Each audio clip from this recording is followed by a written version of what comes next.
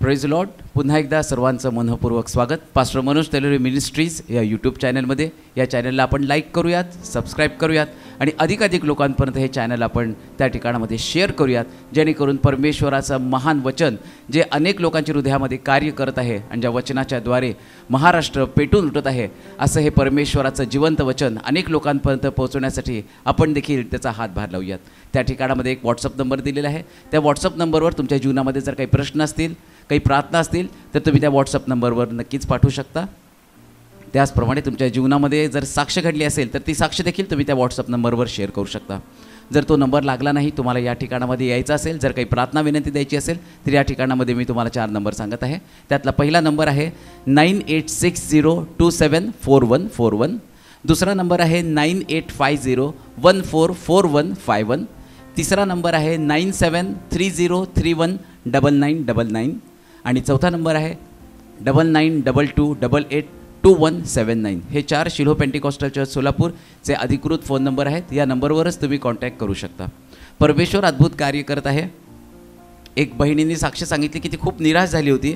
तिला जॉबची गरज होती, पण तिला जॉब मिळत नव्हता आणि खूप दिवस झाले तिला जॉब मिळत नव्हता. ती खूप निराशेच्या गर्तेमध्ये होती आणि तिने ठरवलं की आता काहीतरी आपल्या जीवनाचं आपण करून घ्यावं. आणि हे ठरवत असताना त्या ठिकाणामध्ये परमेश्वराचं अद्भुत वचन या यूट्यूब चॅनलच्याद्वारे तिला मिळालं. आणि बुधवारी ती बहीण वचन ऐकत होती आणि त्यावेळेस पास्टर वचन सांगत असताना म्हणाले की हीच परिस्थिती आहे चमत्कारासाठी. आणि त्या शब्दाने त्या बहिणीची अंतःकरणाची भेट घेतली आणि ती बहीण म्हणाली, खरोखर माझा विश्वास आहे.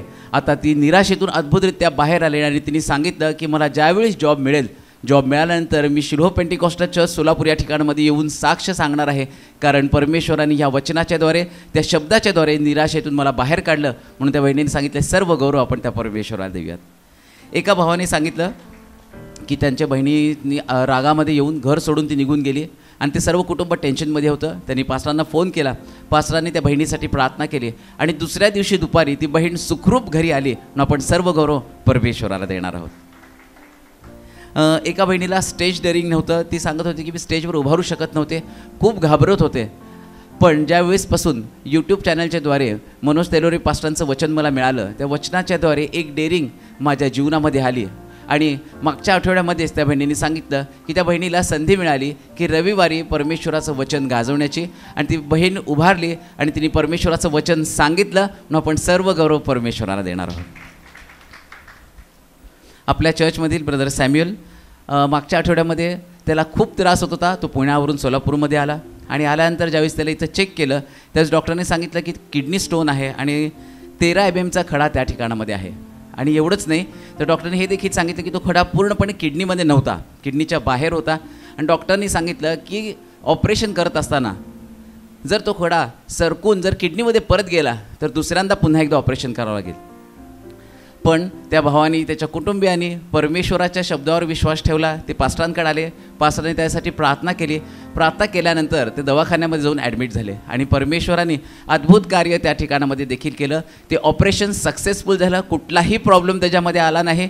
आणि काल डिस्चार्ज दिल्यानंतर सर्वप्रथम तो परमेश्वराच्या मंदिरामध्ये देखील आज आला. म्हणून आपण सर्व गौरव परमेश्वराला देणार आहोत. आणि ही वेळ आहे परमेश्वराच्या वचनाची. ख्रिस्त येशूमध्ये आपल्या सर्वांचं स्वागत करतो. प्रभूला महिमा देतो. अद्भुत काम देव करत आहे. गेल्या आठवड्यामध्ये पुण्यावरून काही लोक या ठिकाणामध्ये आले होते. आपल्याला माहिती की त्यांनी येऊन पुढे साक्ष पण सांगितली. परंतु त्यांच्याबरोबर जी एक मुलगी आली होती, डॉक्टरने सांगितलं होतं की कोणतेच उपचार तिला बरं करू शकणार नाही. आणि मग या पद्धतीने सांगितल्यावरती एक प्रकारची भीती, एक निराशा घेऊन चला शेवटचा प्रयत्न करू. डॉक्टरला अशक्य आहे, परंतु देवाच्या मंदिरात जाऊन प्रभू काहीतरी करेल. मग घरातनं ते निघताना त्या मुलीला जीवन पण जात नव्हतं, चालताना दम लागत होता, श्वास घेण्याचा त्रास, हृदयाला छिद्र, अनेक समस्या. ते म्हटले की तिथून निघताना मनावरती प्रचंड तणाव होता. आम्ही तिथं तिला कसं घेऊन जावं. आणि जसं पुन्हा सोडलं आणि पुढं सरकायला लागलो, त्या मुलीला जीवन जात नव्हतं. परंतु ते म्हटले या शिलो नावातली ताकद आणि इथं ज्याच्याविषयी आम्ही ऐकलं, ते ऐकल्यानंतर नुसतं पुन्हा सोडलं आणि सोलापूरमध्ये एंट्री करताना तिच्या तोंडातनं पहिला शब्द आला की मला जेवायचंय, मला जेवायचंय. तो शब्द ऐकल्यावर आम्ही घाबरून गेलो की कस काय नुसतं त्याच्यात इकडे एंट्री केल्याबरोबर ती म्हणते की मला जेवायचं आहे. मग ती जेवली आणि मग संध्याकाळच्या समयी मला ते क्वायर प्रॅक्टिस होती शनिवारी. मग ते म्हटले की आम्हाला तुम्हाला भेटायचं आहे. खाली आलो, त्यांनी एंट्री केली. म्हटले बघा तिला चालता येत नव्हतं, पण गाडीतनं उतरली आणि तर तुमच्या चर्चमध्ये आली. आणि येताना तिचा चेहरा एवढा लहान होता, पण इथं चर्चमध्ये पाऊल टाकल्या टाकल्या तिच्या चेहऱ्यावरती एक तेज आलं. मग त्यांनी या ठिकाणामध्ये ते म्हटले आम्ही वर्शिप अटेंड केली, वचन ऐकलं. वचन ऐकताना अशा पद्धतीचं चर्च असेल, अशी आराधना असेल, अशी उपासना असेल आम्ही कल्पना पण केली नव्हती. आणि ज्यावेळेस हे सगळं ऐकलं, इतकं भारावून गेलो, असं वाटत होतं जाताना की आम्ही स्वर्गातनं बाहेर पडलो. आणि घरी गेलो पुण्यामध्ये. ते म्हटले मंडळीला तुम्ही सांगा, मी तुम्हाला फोन यासाठी केला, एक्साइटमेंट माझ्यामध्ये खूप होती की तुम्हाला सांगितलं पाहिजे. गेलो आम्ही, डॉक्टरला दाखवलं, तर डॉक्टर सुद्धा थक्क झाले. देवानं अद्भुत रीतीने तिला आरोग्य दिले, अद्भुत रीतीने.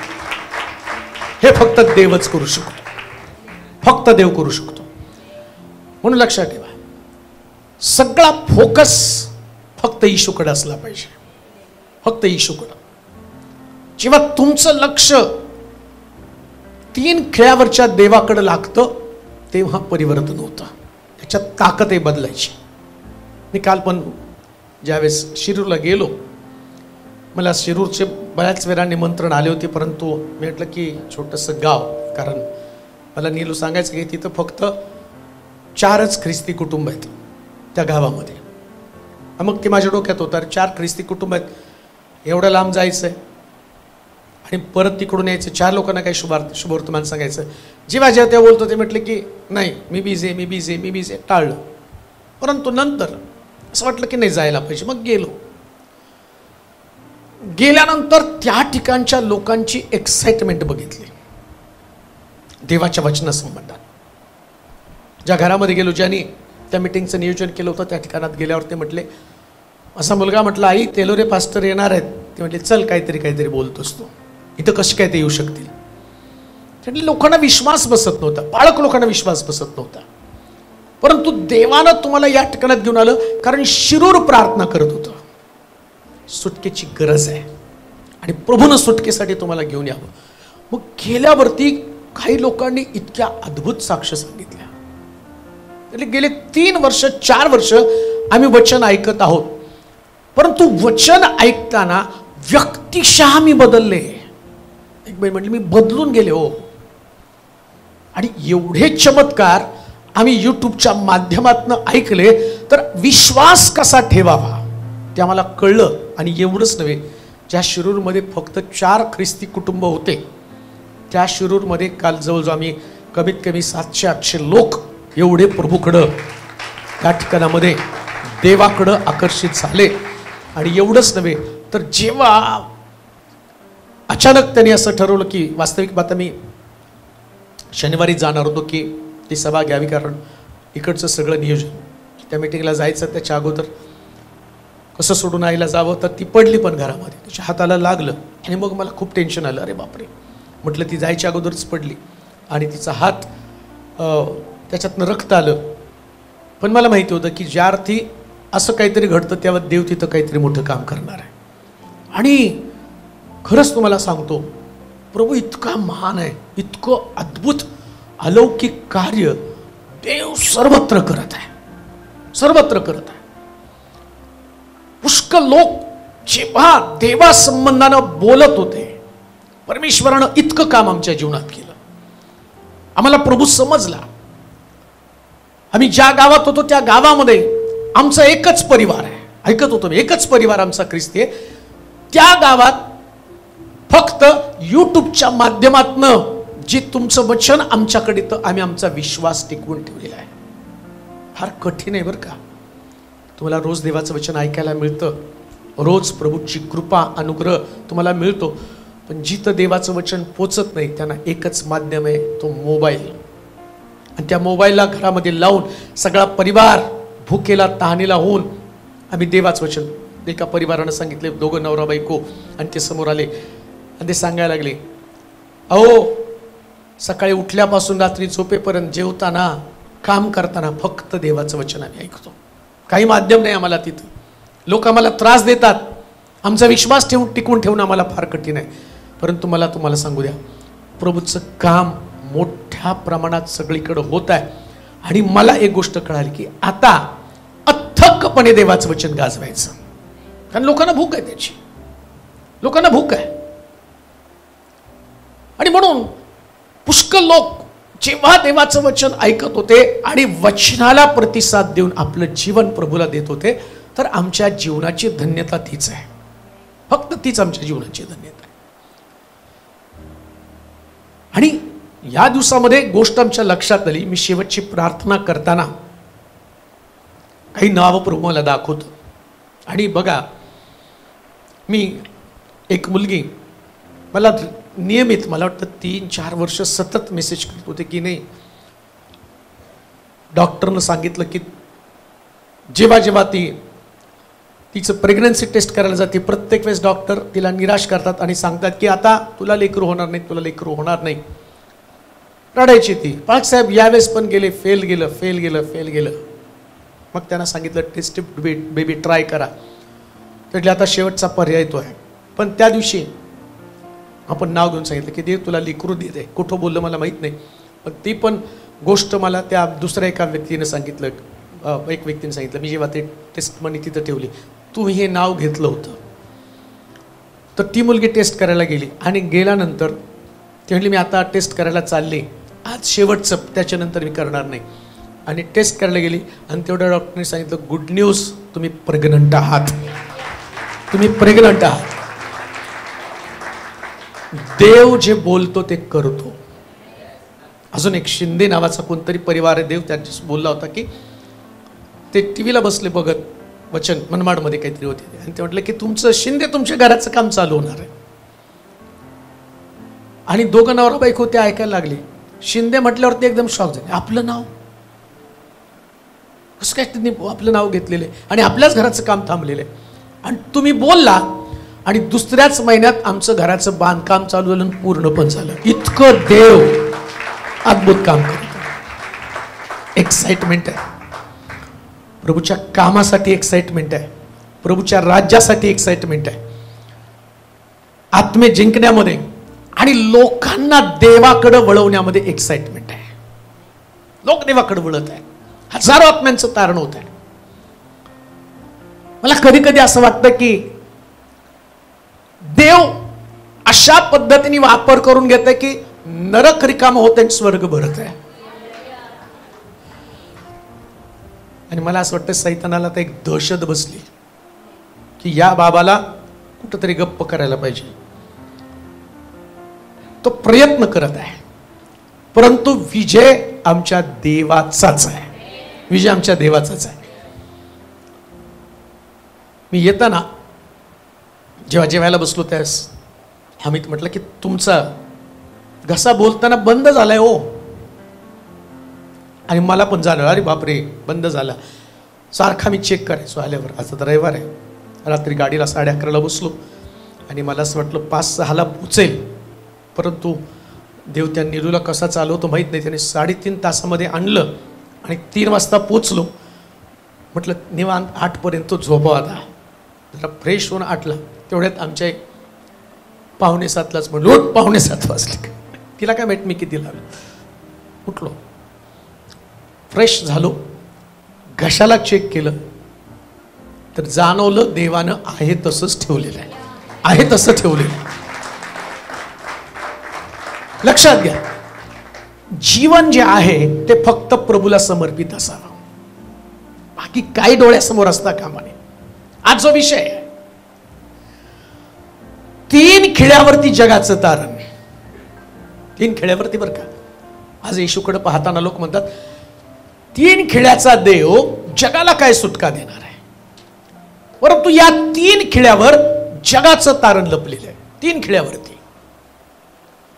बरं, या 3 खिळ्यावरच्या देवाला 3 खिळ्यावरती लटकवणं आणि या लटकवलेल्या ख्रिस्ताला लोकांसमोर आणणं आणि त्याच्याद्वारे जगाचा उद्धार करणं, इतकं मोठं देवाची योजना आहे, इतकी मोठी देवाची योजना आहे. आज जी गोष्ट आम्ही पाहणार आहोत. बरं, हा 3 खिळ्यावरचा देव फक्त नव्या करामध्ये नाही आहे. जर नव्या करामध्ये जर तो देव सापडला तर कदाचित आम्ही असं शंका घेण्यासाठी जागा राहील, ते त्याला लोकांनी लटकून टाकलेलं आहे, लोकांनी त्याला असहाय्य म्हणून क्रुसावरती लटकवलेले. परंतु देवाची योजना या 3 खिळ्यावरती त्याला लटकवावं आणि जगाचं तारण त्याच्याद्वारे करावं. जगाचं तारण. पुष्कळ लोक म्हणतात की कसला तुमचा येशू आहे की जो 3 खिळ्यावरती लटकलेला आहे. पदस्तंभावर चोर काय म्हणत आहे, तू जर देवाचा पुत्र आहे तर तुझी पण सुटका कर आणि आमची पण सुटका कर. कुठे त्यांना सुटका? तू देवाचा पुत्र आहेस ना, दाखवून दे, क्रुसावरून स्वतःची सुटका कर. पण येशू त्या ठिकाणामध्ये या चोराला मी देव आहे दाखवण्यासाठी त्यानं सुटका करून घेतली असती. चॅलेंज केलं नाही का? कधी कधी आम्हाला चॅलेंज दिल्यावर आम्ही होतो ठीक आहे आता सिद्धच करून दाखवतो. पण येशू त्या भानगडीमध्ये पडला नाही. त्याला माहिती आहे 3 खिळ्यावरती लटकणं ही देवाची योजना आहे. 3 खिळ्यावरती हा देव लटकणं कशासाठी? मला वाटतं एक वचन वाचा, जकर्याचं पुस्तक 3रा अध्याय 9वं वचन. देवाची उद्धाराची योजना कशी? जकर्याचं पुस्तक 3रा अध्याय 9वं वचन वाचूया, मग त्या मुख्य भागाकडे आपण जाणार आहोत. देवाची योजना कशी? मी यहोशुवा पुढे ठेवलेला चिरा पहा, ठेवलेला चिरा पहा. एका चिऱ्याला 7 डोळे आहेत. 7 डोळे आहेत. पहा, पहा. सेनाधीश परमेश्वर म्हणतो, मी त्यावर नक्षी खोदील व त्या देशाचा अधर्म एका दिवसात दूर करीन. देवाची योजना अधर्म दूर करण्यासाठी या चिऱ्यावरती नक्षी खोदणं म्हणजे त्याला खिळ्यावरती लटकवणं. एका दिवसामध्ये. आतापर्यंत हजारो वर्ष अधर्म दूर करण्यासाठी देवाने अनेक नवनवीन योजना आखल्या, पुष्कळ योजना आखल्या. पहिली योजना देवाची मानवासाठी कोणती होती? मानवानं देवाच्या विरोधामध्ये पाप केले एदेन बागेमध्ये, आणि पाप केल्यानंतर पहिली योजना त्यानं कोकरू कापलं आणि कोकऱ्याची वस्त्र, कातडीची वस्त्र या आदामाला दिली आणि आदामानं ती वस्त्र घातलेली आपली नग्नता झाकली. पहिली योजना. दुसरी योजना, साऱ्या जगाचा नाश करत असताना त्यानं असं म्हटलं की जे लोक शुभवर्तमान ऐकून तारवामध्ये येतील त्यांचं तारण व्हावं. आणि 120 वर्षाचा कालावधी दिला आणि त्याने सांगितलं जाऊन जगाला सांग मी पाण्यानं या जगाचा नाश करणारे. देवाची योजना होती त्या नोहानं लोकांना शुभवर्तमान सांगावं आणि तारवामध्ये त्यांनी प्रवेश करावा, परंतु 8 लोकांशिवाय कोणी त्या तारवामध्ये प्रवेश केला नाही. दुसरी योजना पण फेल गेली. तिसरी योजना, सदोम गोमोरामध्ये आम्ही पाहतो की देवानं त्याने असं म्हटलं मी सदोम गोमोराचा नाश करतो. आता जगाचा नाश त्याने, तो म्हटला जगाचा नाश नाही करणार, आता विशिष्ट एका गावाचा नाश करतो, सदोम गोमोरा. देवानं योजना मर्यादित केल्या. त्याला असं वाटलं आता लोकांना भीती पडावी, मग लोटाला म्हणतो तू निघ सदोम गोमोरातनं आणि मी सांगतो त्या देशामध्ये जाऊन राहा आणि त्या तो मला तेवढं लांब पडता येणार नाही, तू जवळचं काहीतरी सांग, जवळच्या त्या जा. फक्त पळताना काय सांगितलं, काय योजना? तुझं तारण व्हायला पाहिजे तर पळताना मागं वळून बघून. एकदम सोपी योजना हो, काहीच अवघड नाही त्याच्यामध्ये, नुसतं पळायचं ना मागं नाही बघायचं. पण सोपी तारणाची योजना पण त्यांनी नाकारून टाकली. त्याच्या पत्नीनं मागं बघितलं, मिठाचा खांब म्हणली आणि लोट आणि त्याची मुलं वाचली. ती पण योजना फेल गेली. आता देवाला तर सगळ्या जगाला वाचवायचं होतं आणि वाचवण्यासाठी त्यानं एक योजना केली. तो म्हटला एक चिरा. आणि मग प्रभू येशू ख्रिस्तानं संबंधानं बोललं, बांधणाऱ्याने नापसंत केलेला धोंडा. कोण चिरा आहे? प्रभू येशू ख्रिस्त. बांधणाऱ्याने नापसंत केलेला धोंडा कोण शिला म्हणजे चिरा झाला. आता जगाचं तारण एका व्यक्तीचं नाही बरं का. पहिल्यांदा तुम्ही ऐकलं नोहा, त्याचा परिवार तारण. त्याच्या अगोदर तुम्ही बघितलं आदामाचं तारण, त्या कोकऱ्याला कापलं आणि त्याच्यावरती चर्मवस्त्र घातले, त्याचं तारण आदामाचं आणि त्याच्या परिवाराचं तारण. तिसऱ्या योजनेमध्ये आम्ही पाहिलं फक्त सदोम गोमोरामध्ये लोट आणि त्याच्या कुटुंबाचं तारण. पण आता देवाला लक्षात आलं या माणसाला तुम्ही काहीही केलं तर मनुष्य स्वभावच बदलत नाही, त्यापेक्षा मी आता माझे नियम बदलतो. मग काय करायचं? देवाला तर आपला राग व्यक्त करायचा आहे. राग व्यक्त करण्यासाठी त्यानं काय केलं? एक चिरा, प्रभू येशू ख्रिस्त तो चिरा. आणि तो म्हटला याच्यावर नक्षी काम करा, याच्यावर छन्नीने मारा, याच्यावरती डिझाईन करा. याच्यावरती डिझाईन केलं माझा सगळा राग निघून जाणार आहे. आणि आता मानवाला मारणार नाही, मानवाचा उद्धार करणार, तारण करणार. म्हणून योहान 3:16 मध्ये सांगितलं देवानं जगावर एवढी प्रीती केली की त्यानं आपला कशासाठी? त्याच्यावर विश्वास ठेवण्यासाठी. आता तारणाची योजना काय? फक्त येशूवरती विश्वास ठेवायचं झालं तुमचं तारण. काय सोपी योजना आहे हो. याच्यामध्ये तुम्हाला काय कर्मकांड करायचंय? तुम्हाला फक्त देवावरती विश्वास ठेवायचा. त्यानं आमचं पाप स्वतःवरती घेतलं. हे देवाची योजना आहे. तुम्हाला पापाबद्दल रडत बसायचं नाही, खंत करायची नाही. तुम्हाला देवाची योजना समजून घ्यायचं. नक्षीकाम त्यानं खोदलं, 3 खिळ्यावरती त्याला लटकवलं. हे नक्षीकामाची पद्धत काय? त्या 3 खिळ्यावरती पहा किती सुंदर नक्षी आहे, उभा आणि आडवा क्रॉस. आता तुम्हाला समजेल बरं का, मी त्याचा अभ्यास केला त्यास मला कळत दैवी योजना किती सुंदर असते. बरं ती जुन्या करारात आहे, नवीन करारामध्ये नाही हो. वारंवार देव दाखवत होता की माझं प्लॅन काय, माझी योजना काय. एक वचन वाचू, गणनाचं पुस्तक त्याचा 21वा अध्याय 4 पासून 9 पर्यंत. देवाची योजना, 3 खिळ्यावरचा ख्रिस्त, 3 खिळ्यावर जगाचं तारण कसं जुन्या करारामध्ये दिले ते वाचणार आहोत आपण. उद्धाराची पद्धत, उद्धाराची दैवी योजना. गणनाचं पुस्तक 21वा अध्याय 4 ते 9 पर्यंत. मग होर डोंगरापासून कूच करून अदोम देशाला वळसा घालून जाण्यासाठी त्यांनी तांबड्या समुद्राकडचा मार्ग धरला. त्यानं तांबड्या समुद्राकडचा मार्ग धरला. त्या वाटेत लोकांचे मन अधीर झाले. लोकांचं मन अधीर झालं. ते परमेश्वराविरुद्ध व मोशे विरुद्ध असे बोलू लागले. मोशे विरुद्ध असे बोलू लागले की तुम्ही आम्हाला मिस्र देशातून काढून या रानात मरावयाला कशाला आणले? या रानात मरायला कशाला आणलं? येथे तर अन्न नाही व पाणीही नाही, पाणी पण नाही. आणि या हलक्या अन्नाला आम्ही कंटाळलो आहे. तेव्हा परमेश्वरानं लोकांमध्ये आगे साप पाठवले. त्यांच्या दंशाने इस्रायलातील बरेच लोक मेले. हे पाहून लोक मोशेकडे येऊन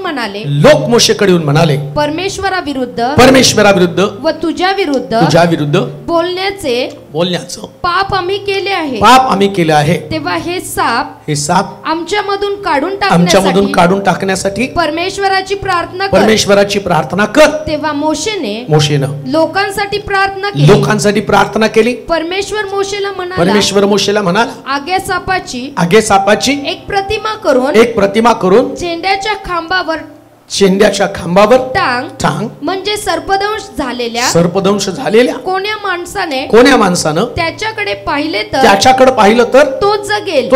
मग मोशेनं पितळेचा एक साप बनवून टांगला. तेव्हा सर्पदंश झालेला कोणी त्या पितळेच्या सापाकडे पाहिले म्हणजे तो जगे. आता दैवाची सुंदर योजना. मी काय त्या देवाच्या वचनाला कसं सॅल्यूट करू आणि कसं परमेश्वराचे धन्यवाद करू ते मला कळत नाही. जेव्हा मी त्याच्याविषयी अभ्यास केला असं म्हटलं देवानं एक सुंदर प्रकारची योजना केली. आणि त्या योजनेची सुरुवात होत असताना तारणाच्या योजनेतला पहिलाच टप्पा जर कोणता असेल, तांबडा समुद्र. तारणाच्या योजनेतला पहिला टप्पा तांबडा समुद्र. आता जुन्या करारामध्ये इस्रायल लोकांना देव मोशेला सांगतो, याला तू मिस्रामध्ये घेऊन, इस्रायल लोकांना मिस्रातनं कनानात घेऊन जायला सांगतो. आता तुम्ही आणि मी पण कुठं चाललोय? स्वर्गामध्ये, नाही का? आमच्यासाठी कनान म्हणजे स्वर्ग. स्वर्ग हे उद्धार पावलेले लोकांचं ठिकाण आहे. नीट ऐका, असं लिहिलं नाही का, त्या राजाच्या मुलाचं लग्न होतं, त्या लग्नाला सगळ्याला निमंत्रण दिलं, मग सगळ्यांनी वेगवेगळी कारणं सांगितली. कोणी म्हटलं लग्न केलं, कोणी म्हटलं शेत घेतलं, कोणी म्हटलं बैलजोडी घेतली. मग तो म्हटलं जा, या लोकांना गरज नाही, या मेजवानीचं गरज नाही. मग तू काय कर, नुळे लंगडे पांगळे या सगळ्याला निमंत्रण देऊन त्या मेजवानीला घेऊन ये. पण आतमध्ये येताना त्याने त्यांचे कपडे नाही घालून यायचे. मग कुणाचे कपडे? मी देतो ते कपडे, मी देतो ते कपडे घालायचे. बरं, आता बोलावलं सगळ्याला, पण एक व्यक्ती योजनेप्रमाणे आतमध्ये आला नाही. कोकऱ्याचं लग्न निघालेलं आहे, प्रभू येशू ख्रिस्त आमचा कोकरा आहे, त्याचं लग्न निघालं, आम्हाला पण मेजबानीला बोलवलं. आम्ही नाही होत्या याच्यामध्ये ऐकलं ना, एक संदेश होता, लग्नाच्या मेजबानीचं निमंत्रण सगळ्याला होतं, पण निमंत्रण लायकीचे नव्हते. लायकीत म्हणजे पात्रता. आता पात्रता काय? फक्त पोशाख. इस्रायल लोकांना कनानामध्ये जाण्यासाठी जर पहिली पात्रता काय? तांबडा समुद्र. ती तर पात्रता. स्वर्गात जायचं तर तांबडा समुद्रात तुम्हाला यावं लागेल. दैवी योजना, देवाची मोठी योजना काय? स्वर्ग राज्याकडे जाण्यासाठी पहिल्यांदा तुम्हाला तांबडा समुद्र ओलांडावा लागतो. तांबडा समुद्र ओलांडल्याशिवाय कोणी सुद्धा देवाच्या योजनेचा भाग बनू शकत नाही. म्हणजे काय?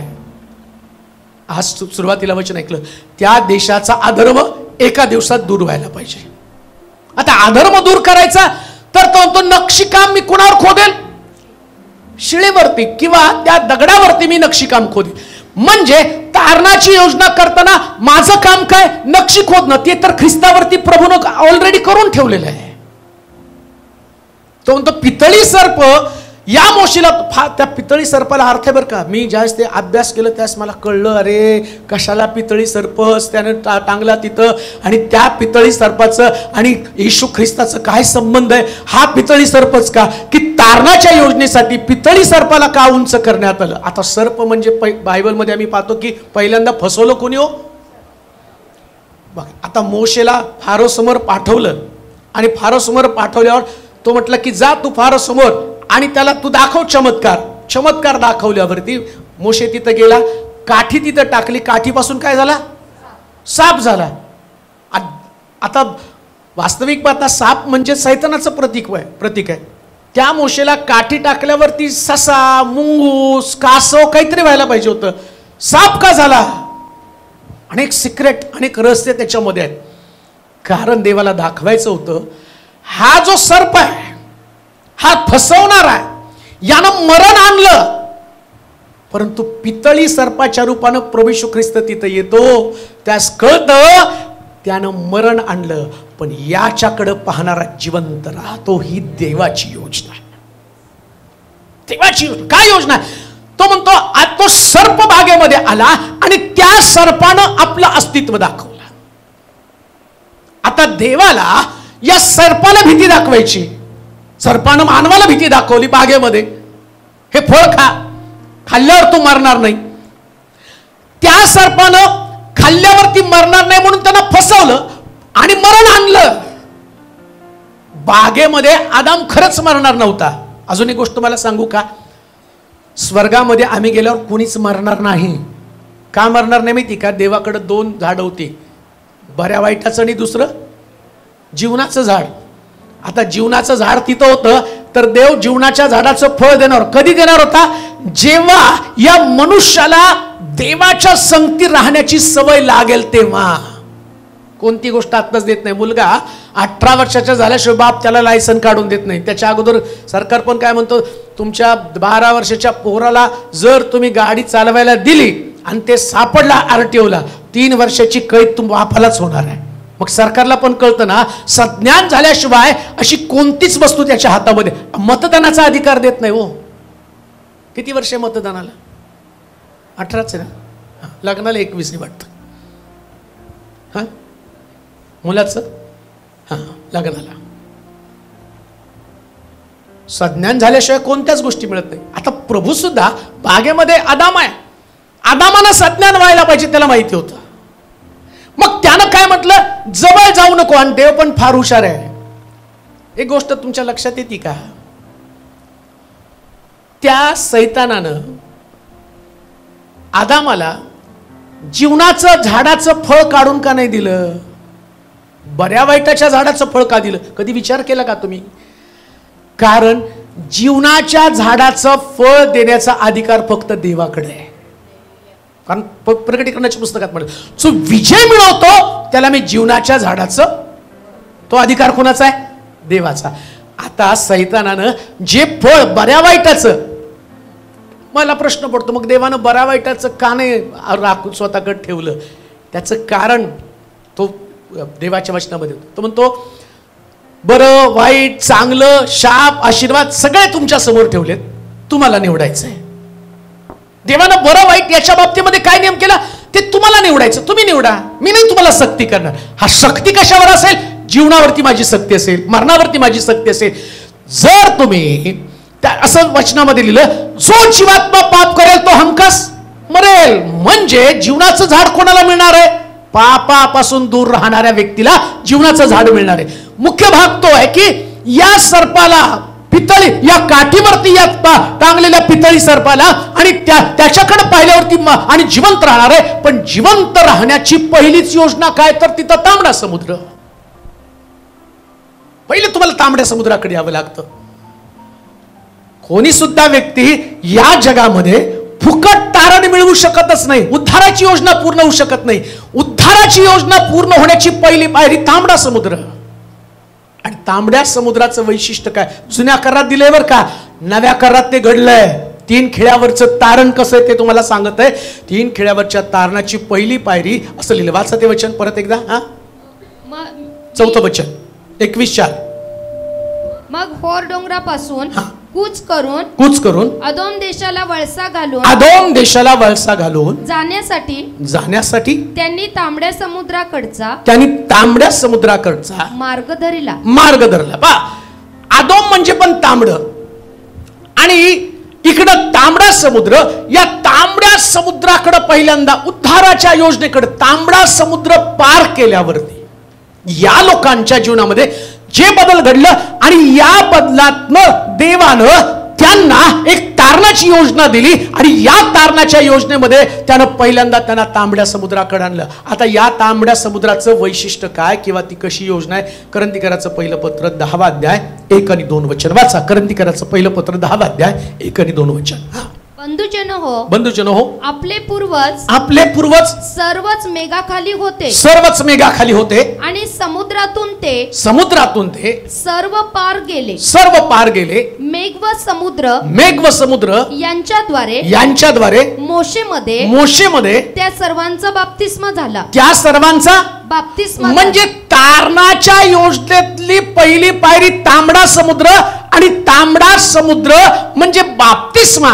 जेव्हा देवानं तारणाची योजना केली, या तारणाच्या योजनेतला पहिला भाग काय, तर तुम्ही येशूच्या बरोबर बाप्तिस्मा घेता. आणि म्हणून जुन्या करारामध्ये तारणाची योजना होती बाप्तिस्मा. तीच प्रभू येशू ख्रिस्त आल्यावर योजना सांगतो, जाऊन सर्व सृष्टीला शुभवर्तमान सांगा, त्या शिष्य करा, पित्याच्या पुत्राच्या पवित्र आत्म्याच्या नावानं बाप्तिस्मा द्या. जो बाप्तिस्मा घेतो त्याचं तारण होतं. तारणाची पहिली योजना.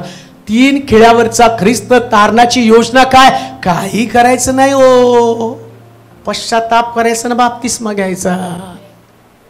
लोक म्हणतात काय 3 खिळ्याच्या ख्रिस्तानं केलंय, कसं काय तारण दिलं? अहो तारणाची ती योजना आहे काय, बाप्तिस्मा. आणि जुन्या करारामध्ये तो देवानं करून टाक. कनानात जाण्याच्या अगोदर तो म्हणतो मोशेच्या द्वारे. आता तुम्ही म्हणाल पाणी कुठं आहे, पाण्याखाली कुठं गेलेले आहेत. बाप्तिस्मा म्हणजे पाण्याखाली जाणं. ते फारोचं सैन्य पाठीमागं आलं, ते घाबरले, आणि घाबरल्याबरोबर ते म्हणले आता आम्ही मरणार आहे, आता मरणार. तो म्हटलं तुम्ही मरणार नाही, ऐका बरं का. तो म्हटलं मरणार नाही, मरण्यासाठी मी तुमच्याकडे एक सुंदर योजना करतो. पाण्याच्या भिंती उभ्या करतो, इकडं भिंत पाण्याची भिंत, इकडं पाण्याची भिंत. आणि देव म्हटलं वरती मी मेघामध्ये पण पाणी, बाजूला पाणी, वरती पाणी. तो म्हटलं सगळेजण आता त्याच्यातनं जायचं. कोण म्हटलं दुसरा जर म्हटलं ना नाही मला इकडून नाही, मला भीती वाटली तरी घ्यायचं, भीती वाटली तरी पाण्याखाली जायचं. बरेच लोकांना असं वाटतं नाही बाप्तिस्मा घेतल्यावर ना भीती वाटते, मग तंबाखू, गुटखा, व्यभिचार, जारकर्म, भांडण, निंदा, अपशब्द सगळं सोड. भीती वाटली तरी घ्यावंच लागतं, कारण तारणाच्या योजनेचा तो भाग आहे. किती घाबर. आणि विशेष काय माहिती का तुम्हाला, हे घाबरत घाबरत पाण्याखाली गेले आणि पाण्याच्या पलीकडे गेल्यावर सुद्धा त्यांना पाठीमागं फारोचं सैन्य दिसत होतं. कान देऊ नाही का, दैवी योजना पूर्ण होत नसताना फारोचं सैन्य तुमचा पाठलाग करणार. ते पाठलाग कुठपर्यंत करणार? हे फारोचं सैन्य कोणतं आहे? ही तंबाखूची पुडी फारोच्या सैन्याचा भाग आहे, निराशा फारोच्या सैन्याचा भाग आहे. हे शत्रू आहेत, हे तुमच्या पाठीमागे लागणार. वासना तुमच्या पाठीमागे लागणार, वाईट सवयी तुमच्या पाठीमागे लागणार. ते म्हणतील मी तुला सोडणार नाही, मी तुझ्या मागे मागे येणार आहे. व्यभिचार तुमच्या मागे लागेल, ते म्हणतील आम्ही तुला सोडणार नाही. घाबरू नका, एकदा पाण्याखालून तुम्ही जाल आणि पुढे जाल तर विजय तुमचाच असणार आहे, कारण देवाची योजना त्या पद्धतीने. म्हणून शास्त्र सांगतं त्या विहिरीवरती प्रभू येशू ख्रिस्त शमरोनीसला भेटल्यावर एकदा तिचं तारण झालं. त्या तो म्हणतो बाई तू मला पाणी मागितलं असतं, पाणी म्हणजे तो बाप्तिस्मा आहे. जसं मी पाहतो तू जर मला पाणी मागितलं असतं, मी तुला असं पाणी दिलं असतं, पुन्हा तुला कधी तहान लागली नसती. लक्षात घ्या, एक देवाची सुंदर योजना. 3 खिळ्यावरचा ख्रिस्त तुम्हाला सांगतो पाप क्षमेचा सगळ्यात सोपा मार्ग कोणता? तर तांबड्या समुद्राखाली जाणं, पार होणं, मेघस्तंभ आणि अग्निस्तंभाच्या द्वारे तुमचा बाप्तिस्मा होणं.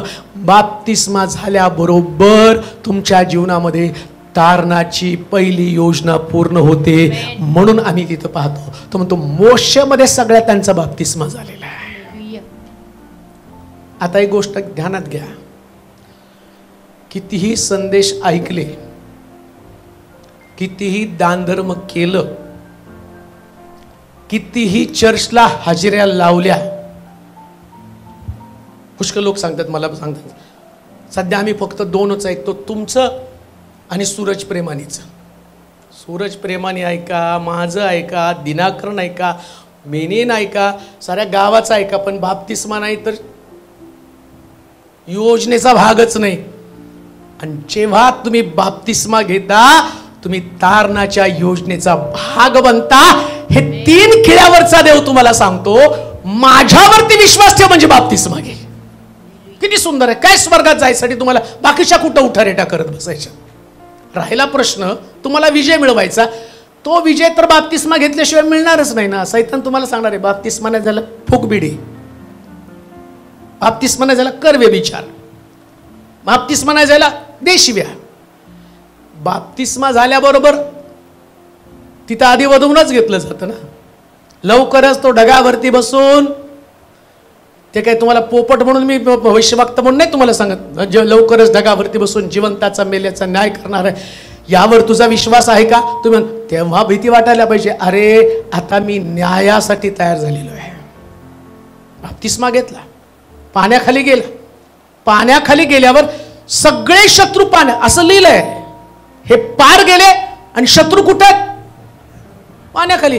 म्हणजे तुमचे शत्रू, बिडीच तुमचा शत्रू आहे, तंबाखू तुमचा शत्रू आहे, पान तुमचा शत्रू आहे, पान पण तुमचा शत्रू आहे. पान पण नसतं खायचं, नसतंच खायचं. कसं खाऊ शकतो? चुन्ना बिन्न सगळं त्याच्यामध्ये असतंय. हे सगळे शत्रू कुठं असले पाहिजे?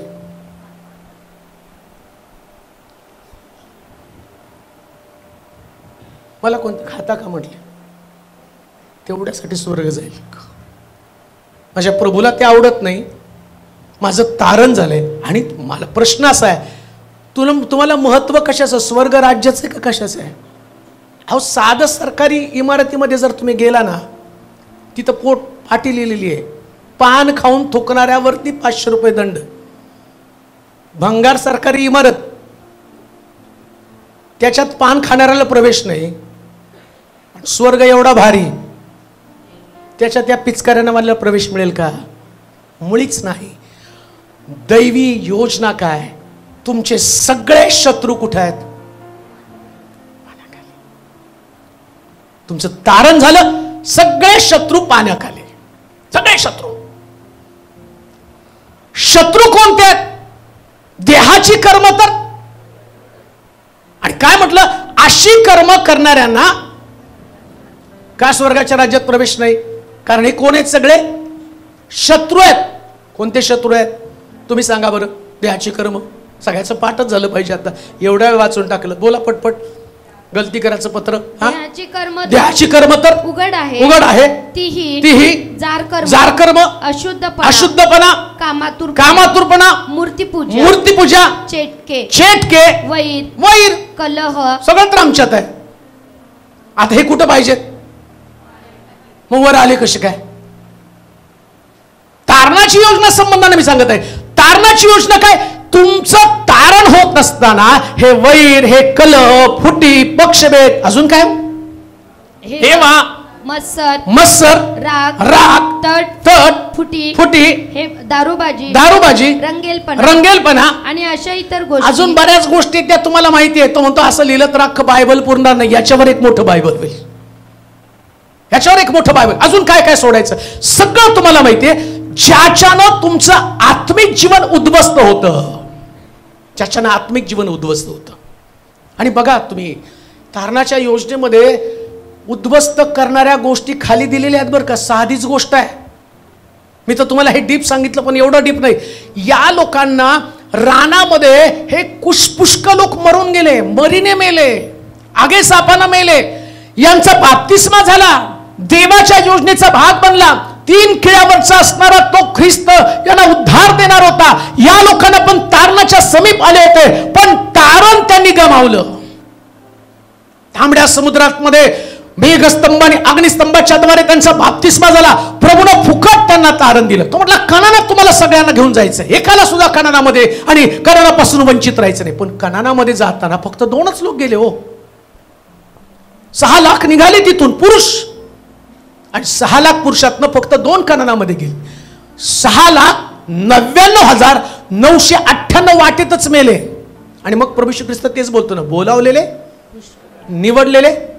मग बोलावले निवडल्यांमध्ये काय फरक आहे?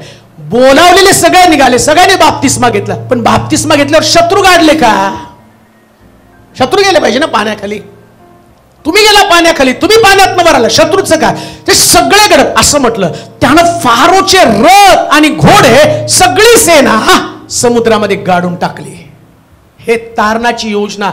एकदा ज्या गोष्टी सोडल्या, त्या गाडल्या, त्या परत कधीच बाहेर येता कामा नये. परत कधीच तुमच्यामध्ये बाहेर येता कामा नये. जर त्या गोष्टी तुमच्याकडे आल्या तर तुमचं तारण तुम्ही गमावणार आहात. वाटेमध्ये ते मरण पावले असं लिहिलेलं आहे. आता त्याच्या पुढे वाचा. गणनाचं पुस्तक 21 अध्याय 5 वचन. पहिली गोष्ट आम्ही पाहिलं की तारणाची दैवी उद्धाराची पहिली योजना तांबडा समुद्र. तांबडा समुद्र सोडल्याबरोबर, तांबडा समुद्र म्हणजे बाप्तिस्मा आहे, तो ओलांडून जाणं गरजेचं आहे. आणि बाप्तिस्मा घेत असताना आम्ही पाहतो वासना, राग, लोभ, निंदा, लबाडी, फसवणूक हे सगळे शत्रू त्या समुद्रामध्ये गाडून टाकायचे. हे स्वभाव जे ते समुद्रामध्ये गाडून टाकायचे. म्हणजे तुमचं तारण झालं, म्हणजे तुमचा बाप्तिस्मा झाला. पुन्हा मी तुम्हाला सांगतो, असं लिहिलंय गलतीकराच्या पत्रामध्ये, बाप्तिस्मा म्हणजे अंगाचं मळ धुणं. आता कोणाचं मळ धुतला? ज्यांच्यामध्ये हे स्वभाव आहे त्यांनी फक्त मळ धुतला. ऐका बरं का. राग आहे, लोभ आहे, द्वेष आहे, मत्सर आहे, निंदा आहे, फुटी आहे, पक्षभेद आहे, हे स्वभाव ज्यांच्यामध्ये त्यांनी अंगाचा मळ धुतला, त्यांचा नाही बाप्तिस्मा झाला. त्यांनी तारणाच्या योजनेमध्ये कधी असू शकत. तारणाची योजना म्हणजे तुमच्या शरीराचं नव्हे तर तुमच्या मनाचं परिवर्तन आहे. परिवर्तन म्हणजे मन बदलणं. हिंदीमध्ये फार सुंदर त्याला शब्द वापरला, मन फिराव. म्हणजे मन वळलं पाहिजे. मन परिवर्तन नाही समजत. हिंदीमध्ये म्हटलं मन फिराव. फिराव म्हणजे काय? तोंड कर, या त्याच्याकडे पाठ कर आणि प्रभूकडे तोंड कर, याला मन फिराव म्हटलेलं आहे. मन फिरवलं. आता तुझं त्या गोष्टी तुला त्या स्वीकारताच कामा नाही. तुला कळलं पाहिजे हे प्रभूला आवडत नाही, सोडून द्यायच्या सगळ्या गोष्टी. आणि मग त्याच्यानंतर वाचूया. आता ते तांबड्या समुद्रातनं त्यांचा बाप्तिस्मा झाला, ते पुढे गेले. पुढे काय घडलं? गणनाचं पुस्तक. ते परमेश्वराविरुद्ध व मोशे विरुद्ध असे बोलू लागले की तुम्ही आम्हाला मिस्र देशातून काढून या रानात मरावयाला कशाला आणले? या रानात मरावयाला कशाला आणले? कशाला आणलं? येथे तर अन्न नाही, येथे तर अन्न नाही व पाणीही नाही. आता बघा, 3 खिळ्यावरचा देव, त्याच्याद्वारे जगाचा उद्धार, उद्धारापासून या लोकांना सुटका मिळाली नाही. मी त्या लोकांसंबंधानं बोलत आहे जे रानामध्ये आगे सापाच्या द्वारे मेले. नीट ऐका, 2 लोक आज तुमच्या समोर मी मांडणार आहे. तारणाच्या योजनेचा 2 भाग.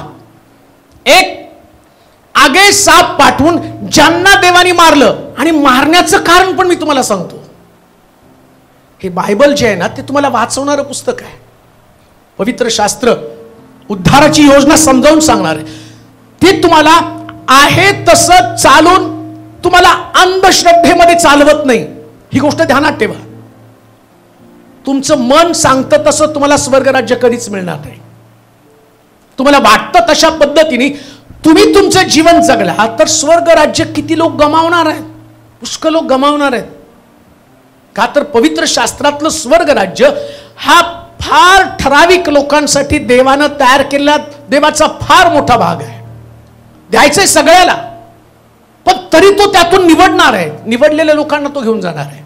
म्हणून म्हटलं त्यानं ज्यावेळेस प्रभू येशू ख्रिस्त येईल तर तो मेलेले म्हणजे ज्यांनी ख्रिस्त येशूवरती विश्वास ठेवला आणि मरण पावले, पहिले ते उठणार.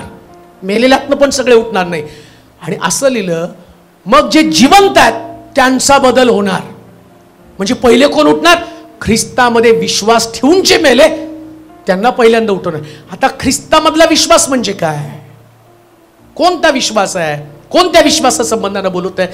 तारणाच्या योजनेमध्ये असं म्हटलं की या लोकांना मिस्रातनं काढलं, तांबड्या समुद्रातनं त्यांना आणलं, आणि तांबड्या समुद्रामध्ये आल्यावर यांचे सगळे शत्रू आम्ही पाहतो की ते समुद्रामध्ये बुडाले.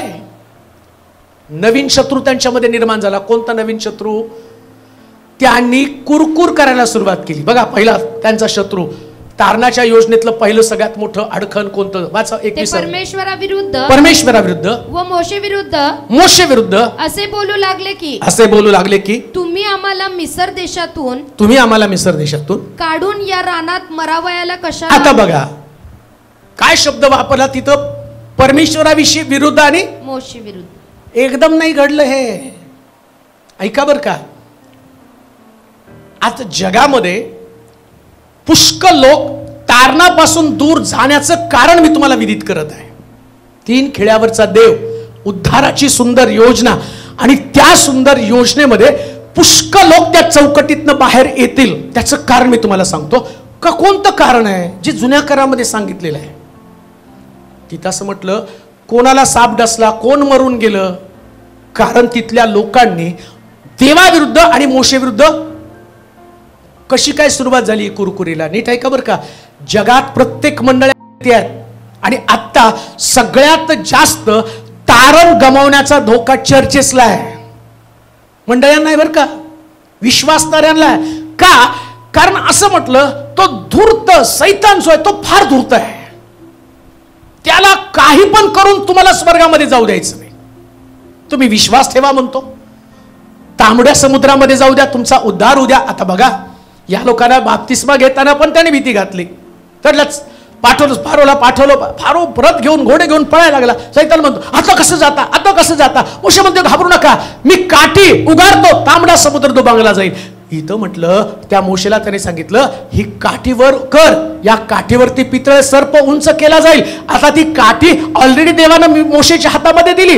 ती काठी म्हणजे वधस्तंभ आहे. वधस्तंभ या ठिकाणामध्ये मोशेच्या हातामध्ये, त्यानं वधस्तंभ म्हणजे ती काठी त्या असणाऱ्या तांबड्या समुद्रावरती उगारली, आणि तांबड्या समुद्रावरती उगारल्याबरोबर तांबडा समुद्र दुभांगला, आणि सैतान त्यांना भीती घालतो. तुम्ही बाप्तिस्मा घेऊ शकत नाही, तुम्हाला ते जमणार नाही, तुला हे विजय मिळणार नाही. परंतु तरी सुद्धा काठीनं त्यांना मदत केलं. आणि गेल्या आठवड्यामध्ये आम्ही ऐकलं, ते शिष्य म्हणतात की एवढं कठीण असं स्वर्ग कोणाला प्राप्त होणार आहे? त्यास तो देव, येशू त्यांना सांगतो, मनुष्याला अशक्य आहे तर देवाला सर्व काही शक्य आहे. आणि येशूने त्यांना सांगितलं, ही काठी त्यांना सांगत आहे, तुमच्यासाठी फारोला आणि हरवणं कठीण आहे, पण देवाला शक्य आहे. लक्षात ठेवा, बाप्तिस्म्याच्या द्वारे तुम्ही तुमच्या पहिल्या शत्रूला जमीनदोस्त केलं. पण आता सैतानाला काय वाटतं, अजून पण यांनी कनानामध्ये नाही गेलं पाहिजे.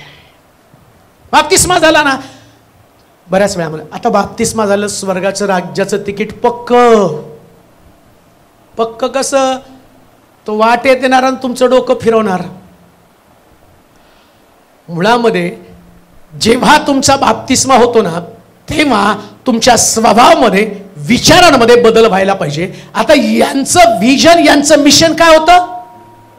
काय मिशन आहे तुमचं? मिशन काय आहे बरं? आता तुम्हाला पोचायचं नक्की कुठं पोचायचं डोक्यामध्ये? स्वर्गराज्य, स्वर्गराज्य, स्वर्गराज्य, स्वर्गराज्य, स्वर्गराज्य, कनान, कनान, कनान, कनान, कनान. आता कनानात जाताना सैतान काय तुम्हाला जाऊ दे, अरे मिस्रातनं गेले, शिकार हातातनं सुटलं, थोडं तो म्हणणार आहे, तू शेवटपर्यंत प्रयत्न करणार आहे. जसं आम्ही पाहतो येशूला शेवटच्या क्षणात, पहिल्यांदा त्यानं 3.5 वर्षाच्या सुरुवातीला सेवा करण्याच्या अगोदर त्या सैतानानं गाठलं. मग सैतान असं म्हटलं की तो सैतान त्याला सोडून निघून गेला. बघा तुम्ही तिथं 3 त्यांनी प्रश्न टाकले, त्या प्रश्नात सैतान परत त्याच्याकडे आला नाही असं लिहिलं, पण आला ना. तो पेत्राच्या रूपानं आला नाही. पेत्र ज्यावेळेस त्या ठिकाणामध्ये होता तो म्हटलं मी तुला मरू देणार नाही. येशू काय म्हणतो, अरे सैताना मागे हो. आला सैतान तिथं परत. म्हणजे त्यानं येशूला त्या योजनेपासून वंचित केलं. तो म्हणतो मी तुला मरू देणार नाही. आणि सैतानाची पण योजना काय होती? तुम्हाला नमन कर, मी तुला सगळं देऊ, म्हणजे मरू नकोस. आणि आता कोणाच्या रूपानं आला तो? पेत्राच्या रूपाने, मी तुला मरू देणार नाही. बरं आता पेत्र तसा बोलल्यावरती, ऐका बरं का, बोलल्यावरती काय घडलं ते मी तुम्हाला सांगतो. इकडं पेत्र त्याला म्हटलं प्रभू मी तुला मला मरू देणार नाही आणि मी तुमच्यावर मरायला तयार आहे. आता हेच वाक्य घेऊन येशू डोंगरावरती प्रार्थनेसाठी गेला. आता बघा तिथं प्रार्थना करताना तो म्हणतो होईल तर हा प्याला मजपासून, म्हणजे तो काय म्हणतो मला मरण. येते का तुमच्या लक्षात? पेत्र बोलला, येशू डिस्टर्ब झाला आणि डोंगरावरती प्रार्थना करताना तो पण तशी प्रार्थना करतो, होईल तर हा प्याला मजपासून टळू दे. त्या सैतानाला किती मोठा आनंद झाला असेल, अरे माझी योजना सक्सेसफुल झाली. तेवढ्यात येशूनं प्रार्थना चेंज केली आणि म्हणतो माझ्या इच्छेप्रमाणे नको तर तुझ्या इच्छेप्रमाणे. त्यानं पुन्हा सैतानाला हरवलं. हेच गोष्ट मी तुम्हाला सांगत आहे. तो तुमच्या पाठीमागं लागणार. पाठीमागं लागल्यावर तुमचं मिशन, तुमचं ध्येय, तुम्ही कनानमध्ये पोचावं हे तुमचं ध्येय मिस झालं पाहिजे. एवढंच त्याचं मिशन आहे. तुमच्या डोक्यातनं कनान गेलं पाहिजे, तुमच्या डोक्यातनं स्वर्ग गेला पाहिजे. मग तो काय करतो? तुमचं लक्ष विचलित करतो. आणि तुमचं लक्ष विचलित करण्याचं माध्यम सैतान वेगवेगळे फंडे जगामध्ये वापरत आहे. आणि ते कुठं वापरतो? तो बाहेर दारूच्या गुत्त्यावर वापरत नाही, तो थिएटरमध्ये वापरत नाही. त्याला ठाऊक आहे बाहेरचे लोक माझेच आहेत. त्याचं सगळं इंटरेस्ट कशामध्ये? चर्च मधल्या लोकांमध्ये, विश्वासणाऱ्या लोकांमध्ये. आणि या विश्वासणाऱ्या लोकांना विश्वासापासून कसं तोडायचं, त्यांचं मिशन, त्यांचं व्हिजन, त्यांचं स्वप्न त्यांच्यापासून कसं काढून घ्यायचं. मग त्यानं काय केलं? या तांबड्या समुद्रातनं त्यांना बाहेर काढलं. आता तो म्हणतो तांबडा समुद्र त्यांनी पार केला, त्यानं 50% विजय मिळवला, पण अजून पण माझ्याकडे संधी आहे. काय घडलं? या लोकांनी कुरकुर केली. वाचा ते वचन, मग तुम्हाला मी खालचं वचन सांगेल. त्यांनी तांबड्या समुद्राकडचा मार्ग धरला. त्यानं तांबड्या समुद्राकडचा मार्ग धरला. त्या वाटेत लोकांचे मन अधीर झाले. लोकांचे मन अधीर झाले. ते परमेश्वराविरुद्ध व मोशे विरुद्ध. कधी झालं हे अधीर? मन अधीर तांबडा समुद्र पार केल्या. अहो किती मोठा मिरेकल त्यांच्या डोळ्याने त्यांनी पाहिला. भिंती बाजूला आणि एवढं फारोचे रथ घोडे. मिरियम तर डब घेऊन नाचली. ते गाणं मी गातो ना, हम यहोवा का गीत गाएंगे क्योंकि वो महाप्रतापशाली है, उसने फिरौन के रथ और सेना को समुद्र में गाड़ दिया. ते पाहिल्यावरती लगेच त्यांचं मन अधीर झालं. का अधीर झालं? त्याचं कारण आपण वाचणार आहोत. गणनाचं पुस्तक आता 21व्या अध्यायामध्ये आलो, पण त्याची सुरुवात 12व्या अध्यायामध्ये तुम्ही बघाल. 12वा अध्याय 1 ते 9 वचन. सुरुवात कोणी केली ते पण तुम्ही वाचा. मोशेनं कुशी लोकातली एक स्त्री बायको केल्यामुळे मिरियम व अहरोन त्यांच्या विरुद्ध बोलू लागले. ते म्हणाले त्याने कुशी लोकातली स्त्री बायको करून घेतली आहे. ते म्हणाले परमेश्वर केवळ मोशेशीच बोलला आहे काय? आमच्याशी पण नाही का बोलला? परमेश्वराने ते ऐकले. कुणी ऐकलं? परमेश्वराने ते ऐकलं. मोशे हा पुरुष तर भूतलावरील सर्व मनुष्यापेक्षा नम्र होता. मोशे अहरोन व मिरियाम यांना परमेश्वर अचानक म्हणाला. कुणाला बोलला? मोशे, अहरोन तिघाला बघा, मोशे, अहरोन व मिर्याम मिर्यम यांना परमेश्वर अचानक म्हणाला तुम्ही तिघे दर्शन मंडपाकडे या. दर्शन मंडपाकडे या. तेव्हा ते तिघे तिकडे गेले. परमेश्वर मेघस्तंभात उतरून तंबूच्या दारापाशी उभा राहिला. त्याने अहरोन व मिर्याम यांना बोलावलं. तेव्हा ते दोघे पुढे गेले. परमेश्वर त्याला म्हणाला, माझे शब्द ऐका. तुमच्यामध्ये कोणी संदेष्टा असला तर मी त्याला दृष्टांतात प्रगट होत असतो आणि स्वप्नात त्यांच्याशी भाषण करीत असतो. पण माझा सेवक मोशे याच्या बाबतीत तसे नाही. माझ्या सर्व घराण्यात तो विश्वासू आहे. मी त्याच्याशी स्पष्टपणे तोंडोतोंड बोलत असतो. गूढ अर्थानं बोलत नसतो. परमेश्वराचे स्वरूप तो पाहत असतो. तर माझा सेवक मोशे याच्या विरुद्ध बोलायला तुम्हाला भीती कशी नाही वाटली. परमेश्वराचा क्रोध त्याच्यावर भडकला व तो तेथून निघून गेला. तंबूवरून मेघ निघून गेला व तो इकडे मिर्याम कोडाने बर्फासारखी पांढरी झाली.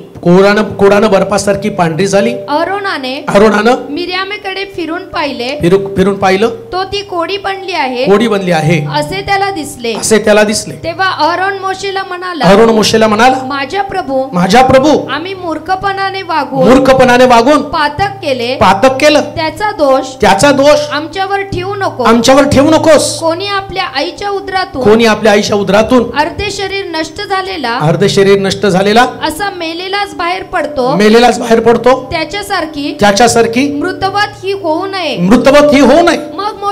मग मोशेनं परमेश्वराचा धावा केला की हे देवा कृपा करून हिला बरे कर. पण परमेश्वर मोशेला म्हणाला, तिचा बाप तिच्या तोंडावर केवळ थुकला असता तरी तिला 7 दिवस लाज वाटली नसती का. म्हणून 7 दिवस तिला छावणी बाहेर कोंडून ठेव.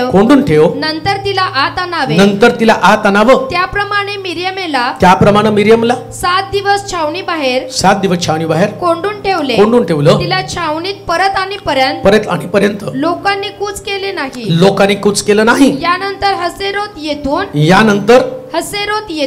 येथून कूच करून त्यांनी पाराणाच्या रानात डेरे दिले. आता बस असे सगळं वाचत बसण्याची गरज नाही, पण त्यातला मुख्य भाग तुम्हाला सांगतो. इकडं तारणाच्या योजनेमध्ये 3 खिळ्यावरचा देव ज्या पद्धतीने तुम्हाला तारण देतो, परंतु तारण तुमच्या हातातून कसं निसटून जातं त्याच्या संबंधाने बोलत आहे. कसं सैतान ट्रॅप करतो, कशी योजना आखतो, कसं तुमचं मिशन, कसं तुमचं व्हिजन, कसं तुमचा दृष्टांत तुमच्यापासून काढून घेतो. आणि ही गोष्ट आता चर्चेसला कळाली नाही आणि त्यामुळे काय झालं, चर्चेस तारण पावलेल्या लोकांचं केंद्र होतं. किंवा जेव्हा पहिली मंडळी अस्तित्वात आली असं लिहिलं, त्याच्यामध्ये हजारो लोक तारण पावलेली त्यांच्यामध्ये आले. पण आम्ही पाहतो जी जुनी मंडळी, पहिली मंडळी किंवा ज्या पहिल्या मंडळीला मिस्त्रात्म देवानं कनानामध्ये नेत असताना त्या मंडळीमध्ये हजारो लाखो लोक मृत झाले. मी असं म्हणेल की त्याच्यामध्ये फक्त 2च लोक पुढे गेले आणि बाकीचे एवढे लोक 5,99,998 लोक वाटेमध्ये मरण पावले. आणि मरण पावण्याचं कारण काय, देवानं तर सगळ्यांसाठी कान खुला केला होता ना. कारण काय घडलं त्याचं कारण मी तुम्हाला सांगतो. देवानं इकडं या मोशेला नेतृत्व दिलं आणि त्याला सांगितलं या लोकांना घेऊन तुला पुढे निघायचं. नेतृत्व कोणाला दिलं, आता मोशे या लोकांचं नेतृत्व करत निघाला. नीट ऐका, जे अनेक मंडळ्या, अनेक चर्चेस, या चर्चेस मधले लोक त्यांचं तारण का गमवत आहे त्याच्या संबंधाने मी तुम्हाला सांगत आहे. हे कोणी सांगणार नाही, पण प्रभूनं या जागेवरून ते मला सांगण्यासाठी उभं केलं. कशासाठी माहिती का, लोक तारणापासून दूर जाऊ नये, तर त्यांनी पुन्हा 3 खिळ्यावरचं तारण प्राप्त करून घ्यावं. 3 खिळ्यावरचं तारण मोशे नेतृत्व करत आहे, पुढे निघत आहे. आता या मोशेकडे देवानं पाहिलं, याच मोशेला देवानं निवडण्याचं कारण काय? हा मोशे राजवाड्यामध्ये वाढला, सगळे शिक्षण त्यानं घेतलं, फारोच्या राजवाड्यामध्ये एकदम वैभवी जीवन तो जगत होता असं लिहिलंय शास्त्रामध्ये. आणि इब्री लोकांच्या पत्रामध्ये त्याने म्हटलं, पापाचं क्षणिक सुख भोगण्यापेक्षा त्याने देवाच्या लोकांबरोबर दुःख भोगणं पत्करलं. आता विचार करा, मोशेचं त्याग, मोशेचं समर्पण. मोशे म्हणजे एक सेवक आहे. कोणत्याही सेवकाला देव बोलवत नसताना अशाच पद्धतीने सेवा देत नसतो. कुणाच्या हातामध्ये देव कधी आता विचार करा, 30 लाख लोकांचं नेतृत्व ज्या मोशेला द्यायचं, देव कशा पद्धतीनं, अहो 450 वर्ष देवाने वाट पाहिली.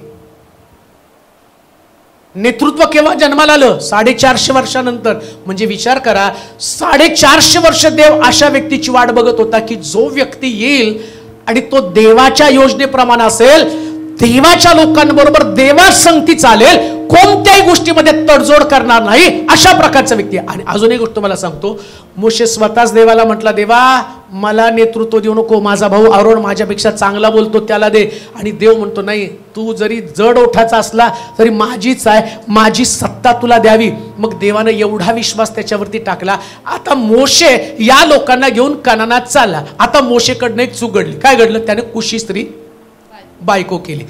आता बघा, तुमचं मिशन काय? या इस्रायल लोकांचं मिशन काय होतं? कनान. लक्ष कुठं गेलं? कुठं गेलं लक्ष? अहो, नेतृत्व करणाऱ्या व्यक्तीचं नेतृत्व बघा ना. काय घडतंय मंडळ्या? आज प्रॉब्लेम मध्ये काय येतात माहिती का?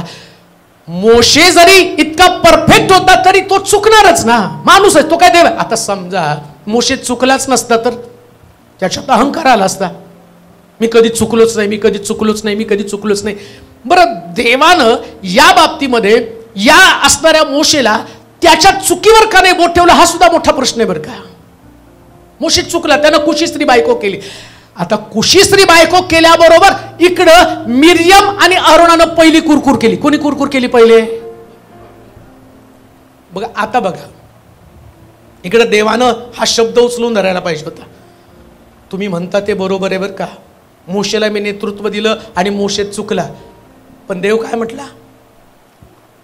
अहो, तो 40 वर्षाची सेवा बघतोय, 40 वर्ष देवाला घेऊन निघालाय, लोकांना घेऊन निघालाय. फारोचं राजवाडं त्याने पाचारण स्वीकारल्यानंतर ज्या गोष्टी आणि त्याच्याकडं आणि त्याने पाहिल्या.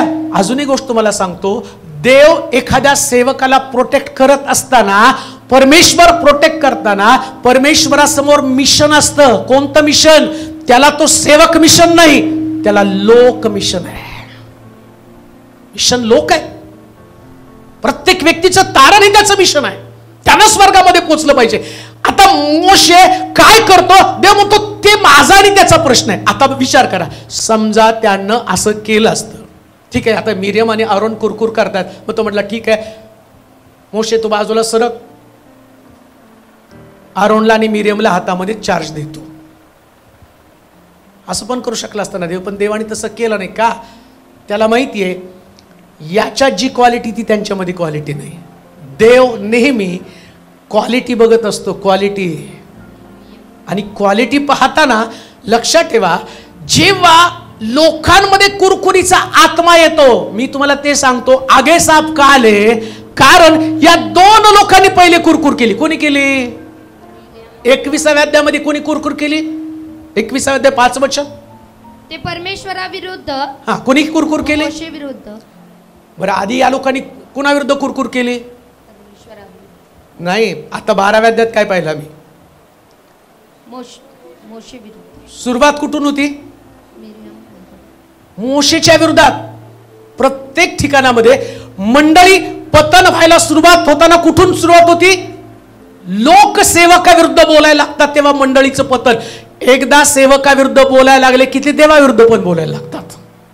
धन्य ते चर्च, धन्य ती मंडळी, जी मंडळी नेहमी आपलं मिशन घेऊन जगत असते. तारणाची योजना, तारणाचा प्लॅन काय? लक्षात घ्या, देवाच्या दृष्टिकोनात तुम्ही कधी पाहू शकत नाही. त्यामुळं आता हे मला तुम्हाला सांगायचंय, ज्या दिवशी कनानामध्ये गेले, कनानामध्ये 2 यहोशुवा, काय यहोशुवा आणि कालेब गेले, कुरकुर करताना हे 2 लोकच गप्प बसले. हालेलुया. कुरकुर करताना किती लोक गप्प बसले? मग सगळे लोक ओरडत होते. यहोशुवा आणि कालेब म्हटले, आपण देवाच्या योजनेशी खेळायचं नाही.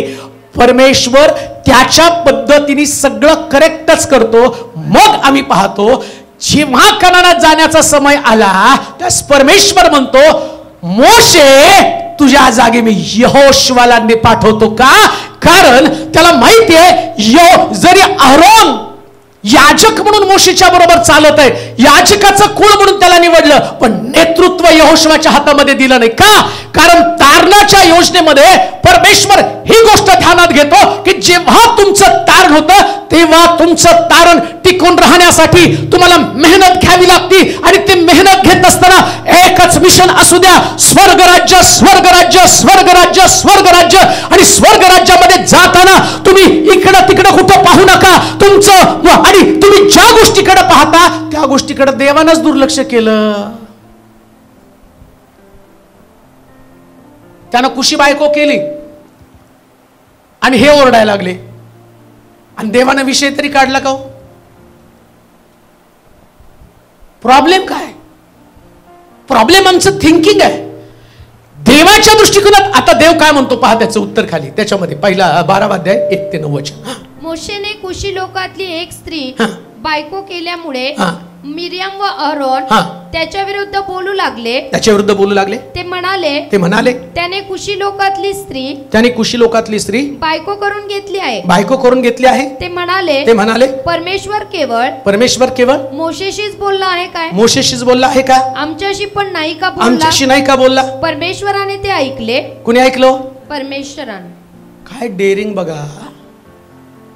काय देव मोशेशीच बोलतो का? आमच्याशी नाही बोलतो का? हे बोलल्याबरोबर देवानं ते ऐकलं. अरे, आणि देव काय उत्तर देतो बघा. काय उत्तर दिलं? मोशे हा पुरुष तर भूतलावरील सर्व मनुष्यांपेक्षा नम्र होता.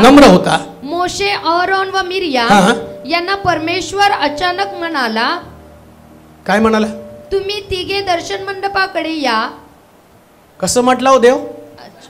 अचानक. तुम्ही अचानक बोलला, देव अचानक बोलतो. अचानक म्हणजे इमर्जन्सी. येथे काय लक्षात? जे मला युट्यूबवरून ऐकत आहे, ज्या मंडळीचे तुम्ही भाग आहात, ज्या मंडळीला देवानं एक पाळक दिलेलं आहे, एक नेतृत्व दिलेलं आहे, जेव्हा तारणाच्या योजनेमध्ये तुम्ही चालत असता, ऐका बरं का मी काय बोलतोय, 3 खिळ्यावरचा ख्रिस्त दाखवणारा व्यक्ती कोण आहे? मोशे. ज्याच्या विरुद्ध लोक बोलत आहेत, ज्याच्या विरुद्ध लोक का मोशेची बाजू देवानं घेतली मी तुम्हाला सांगत आहे. आता रानामध्ये हे लोक 2 शब्द वापरले गेले, परमेश्वराविरुद्ध पण बोलले आणि मोशे विरुद्ध. आता मोशेने काय म्हटलं पाहिजे? मरा ना. मी असतो तर म्हणलं असतं अजून पाठव, उरलेत, यांना पण खाऊ दे. पण मोशे नाही. तो देवाजवळ रदबदली करतो. देवा, मी मिस्रातनं यांना काढलं, यांचे स्वभाव तसे आहेत. हे मिरियम, अहरोन माझेच लोक आहेत. मिरियम आणि अहरोन तर त्याचे भाऊ होते, बहीण होते, माझेच लोक आहेत, माझे लोक आहेत. माझ्या विरुद्ध बोलले, देवा त्यांना क्षमा कर. परमेश्वराजवळ जाऊन तो रदबदली करतो. त्यास देव काय म्हणतो? अरे, बापानं आपल्या मुलीच्या तोंडावर थुंकलं तर तिला सुद्धा 7 दिवस खंत वाटते, माझा बाप थुंकला. म्हणजे दुसऱ्या भाषेमध्ये त्याला देवाला काय सांगायचं माहिती का? तुम्ही सेवकाविरुद्ध कुरकुर केली म्हणजे बापानं थुंकल्यासारखं आहे. बापानं अशुद्ध झालं आणि त्याची खंत वाटली पाहिजे. तारणाच्या योजनेतला भाग मी तुम्हाला सांगत आहे. तारणाच्या योजनेला सैतान तुम्हाला दैहिकतेमध्ये अडकून ठेवतो. दैहिकता. कोणती दैहिकता? त्यानं कुशी स्त्री बायको केली. तुमचं लक्ष, मिशन तुमचं काय? कनान. ती दैहिकता कशी काय तुमच्यामध्ये आली? कसं काय तुम्ही दैहिकतेमध्ये अडकून पडला? लक्षात घ्या, मोशेला या लोकांना कनानामध्ये घेऊन जायचंय आणि देवाला मोशेच्या द्वारे त्यांना न्यायचंय. देवाची योजना समजून घ्या. पुन्हा मी तुम्हाला सांगतो, देवाचं मिशन पक्क आहे. जेवढे मिस्रातनं निघाले तेवढे कनानामध्ये गेले पाहिजे. हे देवाचं मिशन आहे. आणि देवाच्या मिशन मध्ये परमेश्वर काय करतो, नेतृत्व दिलं मोशेला आणि मोशे त्यांना घेऊन गेला. पण तिथं मोशेनं कुशी स्त्रीशी लग्न केलं. या गोष्टीकडे ते अडकून पडले आणि असं लिहिलं. किती दिवस ते थांबले? वाचा बरं, किती दिवस थांबले ते. मोशे हा पुरुष तर नाही त्यांनी आगे किती दिवस थांबले असं लिहिलंय तिथं. वाचा. हा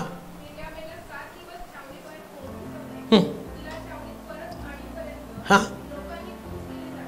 म्हणजे किती दिवस वाया गेले त्यांचे? किती दिवस वाया गेले? कधी कधी मंडळी पुढे का जात नाही, मंडळी थांबती का माहिती का? मंडळीमध्ये या प्रकारची दैहिकता निर्माण झाल्यावर मंडळी पुढे जाऊ शकत नाही. दैहिक जीवन. इथं आम्ही काय शिकतो माहिती का? तारणाची देवाची योजना. म्हणजे आता तारणाची देवाची योजना काय, मी तुम्हाला काय समजावून सांगत आहे माहिती का? 30 लाख लोक तारणामध्ये गेले पाहिजे. आमच्या शहरामध्ये किती 30 लाख लोक आहेत. हे सगळे शहरात सगळे देवाच्या राज्यामध्ये गेले पाहिजे. पण कुठं तरी मंडळी दैहिकतेमध्ये अडकली. मंडळी 7 दिवस थांबली. मिरियम 7 दिवस थांबली. लोक 7 दिवस थांबले. चर्चनं नेहमी ऍक्टिव्ह असलं पाहिजे. ऍक्टिव्हनेस कुठला? मिशन तुमचं कनान. काय मिशन आहे तुमचं? कनान. 3 खिळ्यावरचा ख्रिस्त. मी तर म्हणतो याच्यासारखी सुंदर देवाची योजना कोणतीच नाही. काय करायचं? तो तुमचं लक्ष कनानात असणाऱ्या, कनानातल्या दुधामदाच्या प्रदेशामध्ये. मंडळीचं लक्ष नेहमी पुढे जाणाऱ्या गोष्टीकडे असलं पाहिजे. दैहिकतेमध्ये कधी असता कामा नये. चर्च दैहिक कधी असता कामा नये. आता पुढे वाचा कनानाचं पुस्तक 21 अध्याय 5 वचन. काय घडलं? पहिले या लोकांनी मोशेच्या विरुद्ध कुरकुर केली आणि आता घडना 21:5 वाचा बरं. परमेश्वराविरुद्ध व मोशे विरुद्ध. आता बघा, सुरुवात कोणाविरुद्ध केलं होती? सुरुवात कोणाविरुद्ध केली आणि आता कोणाविरुद्ध बोलायला लागले? हे बघा सुरुवात. जेव्हा एखादा व्यक्ती तारणापासून दूर जायला लागतो, पहिल्यांदा तो सेवकाविरुद्ध बोलतो आणि सेवकाविरुद्ध बोलता बोलता कोणाविरुद्ध बोलतो? कसं काय? आता थोडक्या साध्या सोप्या शब्दात तुम्हाला सांगतो. इस्रायल लोकांनी शमूएलाकडे गेले आणि ते म्हटले आम्हाला राजा दे. शमूएल देवाकडे जाऊन रडायला. परमेश्वर त्याला काय म्हटलं? ते तुझ्या विरुद्ध नाही बोलत, ते तुला ना करत नाही. मग कुणाला ना करतात? तुम्ही म्हणाल आम्ही सेवकाविरुद्ध बोलतो म्हणजे देवाविरुद्ध. सेवकाविरुद्ध बोलणं ते सुरुवात आहे. तुम्ही हळूहळू देवाविरुद्ध बोलू लागता म्हणजे तारणाच्या योजनेपासून तुम्ही दूर होऊ लागता. म्हणून लक्षात ठेवा, जे लोक देवाच्या वचनावर विश्वास ठेवून पुढे जातात आणि ज्यांचं मिशन आहे काहीही झालं तरी मला स्वर्ग राज्यामध्ये पोचायचंय, ते लोक मंडळीला घेऊन पुढे जात असतात. मिरियम आणि आरोन बनू नका.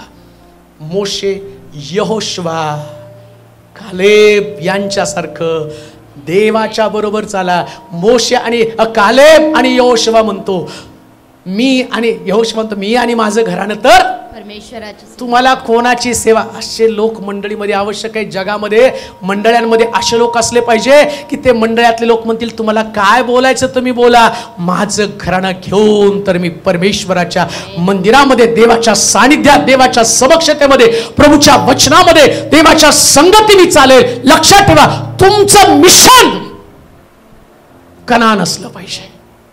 काय सुंदर शिक्षण जुन्या करारामध्ये. मी ती वाचत होतो. मी तुम्हाला सांगितलं नाही का मला ते दरवर्षी तेच द्यायचा कंटाळ येतो, पण तरी बसल्या बसल्या देव मला घेऊनच येतो तिथं. नाही म्हटलं तुला सच एकदा बसल्या बसल्या विचार आला की नाही, लोक 3 खिळ्याच्या देवाला नावं ठेवतात, पण मला चल मी तुला दाखवतो म्हटलं सिक्रेट. त्यातलं 3 खिळ्यातलं सिक्रेट तुला दाखवतो आणि ते जगाच्या तारणाची काय योजना आहे ते तुला समजेल. आता विचार करा, आज हा संदेश हजारो लोकांपर्यंत गेला. आज देवाची स्तुती असो, उपवासाचा गेल्या आठवड्याचा संदेश जवळजवळ 15,000 लोक आज बघतायत. 15,000 लोकांनी बघितला. विचार करा, 15,000 लोकांनी बघून कोणी कोणी सांगतं आम्ही जाऊन तसाच संदेश लोकांना देतो. एका व्यक्तीने 10 लोकांना जर सांगितलं तर 1.5 लाख लोकांना ख्रिस्त समजेल. 10 लोकांनी जर ते वचन अजून काही ठिकाणामध्ये पोहोचवलं, हा जर तारणाचा संदेश मंडळांमध्ये गेला तर मंडळांमध्ये बंड, वादविवाद, भांडणं, दैहिकता कधी असणार नाही. मंडळी आत्मिक बनून त्या मंडळीमध्ये यहोशुवा आणि कालेब यांच्या पिढ्या जन्माला येतील आणि सगळी मंडळी. आता विचार करा, आज हा सैतानानं संदेश ऐकल्यावर सैतानाला धडकी भरली. अरे सिक्रेट तर सांगून या बाबानं मोकळं केलं. आता मी लोकांना कसं ट्रॅपमध्ये अडकू, आता मी लोकांना दैहिकतेमध्ये कसं अडकू. लोक दैहिकतेमधनं बाहेर पडले, मग ते आत्मिक जीवन. आता बघा, सुरुवात त्यांनी यहोशुवापासून मोशेपासून केली आणि ते देवाविरुद्ध बोलू लागले. पुढे काय वाचा त्या ठिकाणी, आता नुसतं देवाविरुद्ध नाही बोलले. गणनाचं पुस्तक 10वा अध्याय, गणनाचं पुस्तक 21वा अध्याय 5 वचन. काय झालं ते सुरुवात? ते परमेश्वराविरुद्ध व मोशे विरुद्ध असे बोलू लागले की तुम्ही आम्हाला मिस्र देशातून काढून या रानात मरावयाला कशाला आणलं? येथे तर अन्न नाही व पाणी पण नाही आणि या हलक्या अन्नाला आम्ही कंटाळलो आहे. आता बघा, पहिल्या मोशेच्या विरुद्ध बोलताना देवानं सौम्य शिक्षा दिली. सौम्य शिक्षा. 7 दिवस मिरियमचं शरीर सौम्य शिक्षा. देव म्हटलं ताळ्यावरती येतील. ढवळ्या शेजारी वाहन नाही. पण आता हे 2 पवळे असल्या कारणानं बाकीच्या लोकांनी जास्त, ते काय म्हटले माहिती का, काय नाही देवानं केलं, 7 दिवस मिरियमला कोड लावलं आणि बरी केली. मग आता सगळेच बोलायला लागले आणि सगळे बोलता बोलता देव म्हटला याला सौम्य शिक्षा केली, ताळ्यावरती आले नाही. आता काम करतो, आगे साप पाठवतो आणि यातले पुष्कळ लोकांना शासन करतो, म्हणजे ते ताळ्यावरती येतील. शासन करता करताच देवाने योजना पण केली. ऐका बरं का, जुन्या करामध्ये देवानं शासन, आता नव्या करात देव योजना करतो. त्याच्या अगोदर एक वचन, कारण एक मुद्दा पण तो क्लिअर होणं फार गरजेचं आहे. तिसरा जो माझा मुद्दा आहे, 21वा अध्याय 5 वचन. त्यांनी मोशेच्या विरुद्धामध्ये बोलले, देवाच्या विरुद्ध बोलले. देवानं या गोष्टीचा दंड सगळ्या लोकांना दिला, मोठी शिक्षा त्यानं केली. पुढे काय म्हटलं वाचा. ते परमेश्वराविरुद्ध व मोशे विरुद्ध आता अजून कशा विरुद्ध जातात बघा. असे बोलू लागले की तुम्ही आम्हाला मिस्र देशातून काढून या रानात मरावयाला कशाला आणलं? येथे तर अन्न नाही व पाणी नाही आणि या हलक्या अन्नाला. आता मोशे विरुद्ध बोलले, परमेश्वराविरुद्ध बोलले. आता कशा विरुद्ध? अन्नाविरुद्ध. अन्न म्हणजे स्वर्गीय मान्ना. बघा लोकांची सुरुवात कशी होती. कधी पहिले ते सेवकाविरुद्ध बोलतात, मग सेवक आणि देवाविरुद्ध बोलतात. आता तिसरी पायरी काय? वचनाविरुद्ध. कळत नाही बरं का लोकांना. सैतानाचा ट्रॅप काय तुमच्या ध्यानात येऊ द्या. कोणतं वचन तुम्हाला टोचणी लागणार, तुम्हाला असं वाटतं हलकं आहे, हे वचन एकदम टाकावं आहे, ही भावना जेव्हा तुमच्याकडे येते, तारणाच्या योजनेपासून तुम्हाला वंचित करून जात आहे. देवाचं प्रत्येक वचन प्युअर आहे. 52 कशी सोन्यासारखं ते मौल्यवान आहे. ते तुमचा उद्धार, तुमचं रिपेअरिंग, तुमची पुनर्बांधणी, तुमचं रिस्टोरेशन करत असतं. म्हणून देवाचं वचन तुमच्याकडे आल्यावर त्या वचनाच्या विरोधामध्ये कधी नाही जायचं. धन्य ते लोक. प्रेषितांच्या कृत्यामध्ये तारणाच्या योजनेसंबंधानं 3 खिळ्यावरचा ख्रिस्त त्याच्या संबंधानं मी तुम्हाला सांगतो, जेव्हा त्यांनी त्या पेत्रानं वरावून संदेश दिला, ज्या ख्रिस्ताला तुम्ही वधस्तंभावरती खिळून मारलं, आता हा संदेश त्यांना झोंबणारा संदेश आहे. परंतु असं लिहिलं, त्याने तो स्वर्गीय मानना स्वीकारला आणि ते म्हटले बंधुजन हो. ते ऐकून त्यांच्या अंतःकरणाला चुटपुट लागली आणि त्याने पेत्राला प्रश्न केला, आम्ही काय करावं म्हणजे आमचं तारण होईल. लक्षात घ्या, देवाच्या वचनासमोर मान तुकवा. जेव्हा देवाचं वचन तुमच्याकडे येतं, 3 खिळ्यावरची तारणाची ती योजना, या योजनेमध्ये काय तो पेत्र म्हणतो, ज्या ख्रिस्ताला तुम्ही क्रुसावरती खिळ्यावरती खिळून मारलं, ही तारणाची योजना आहे. त्याने दुसरा संदेशच दिला नाही. त्यानं संदेश दिला पश्चातापाचा. पेत्राला विचारतात आम्ही काय करावं? तो म्हणतो तुम्ही सर्वजण आपल्या पापाबद्दल पश्चाताप करा आणि येशूच्या नावानं बाप्तिस्मा घ्या, म्हणजे तुमचं तारण होईल. तारणाची योजना 3 खिळ्यावरती तुम्हाला दिसते. आम्ही जीवनामध्ये केलेल्या सर्व चुका, सर्व व्यर्थ बडबड, जी बडबड आमच्यामध्ये दैहिकता निर्माण करते, जी तारणाच्या योजनेपासून निघून जाते. कान देऊ नये का? आमच्यासाठी सगळ्यात महत्वाची गोष्ट क्रूसावरचा ख्रिस्त आणि त्याच्याद्वारे स्वर्ग. म्हणून चोर म्हणतो, प्रभू मला सोडू नकोस, पण राजाधिकारीशी त्यास माझी आठवण कर. त्यास तो चोर आणि दुसरा चोर म्हणतो, माझी सुटका कर, मला परत तसं जीवन जगायचं. तसं जीवन जगायचं नाही. एकदा जीवन मिळालं तर ख्रिस्ता बरोबर मरायचं, हे आमचं जीवन आहे. हे मिशन घेऊन आम्ही जगतो. त्या तारणाच्या योजनेमध्ये आम्ही चालतो. देवाच्या वचनाला कधी सुद्धा कमी लेखू नका, कधीच कमी लेखू नका. कधी कधी ते डायरेक्ट तुमच्याशी बोलत असतं, डायरेक्ट बोलतं. आणि देवाचं वचन हे आरसा आहे, ते डायरेक्ट बोलत असतं बरं का. आणि एक गोष्ट ध्यानात ठेवा, देवाला तुम्हाला प्रत्यक्ष बोलायला आवडतं. कसं आवडतं? प्रत्यक्ष. तुमच्या चुका तुम्ही प्रार्थना करताना मी तुम्ही आमच्या देवा तू आमच्या चुका दाखव.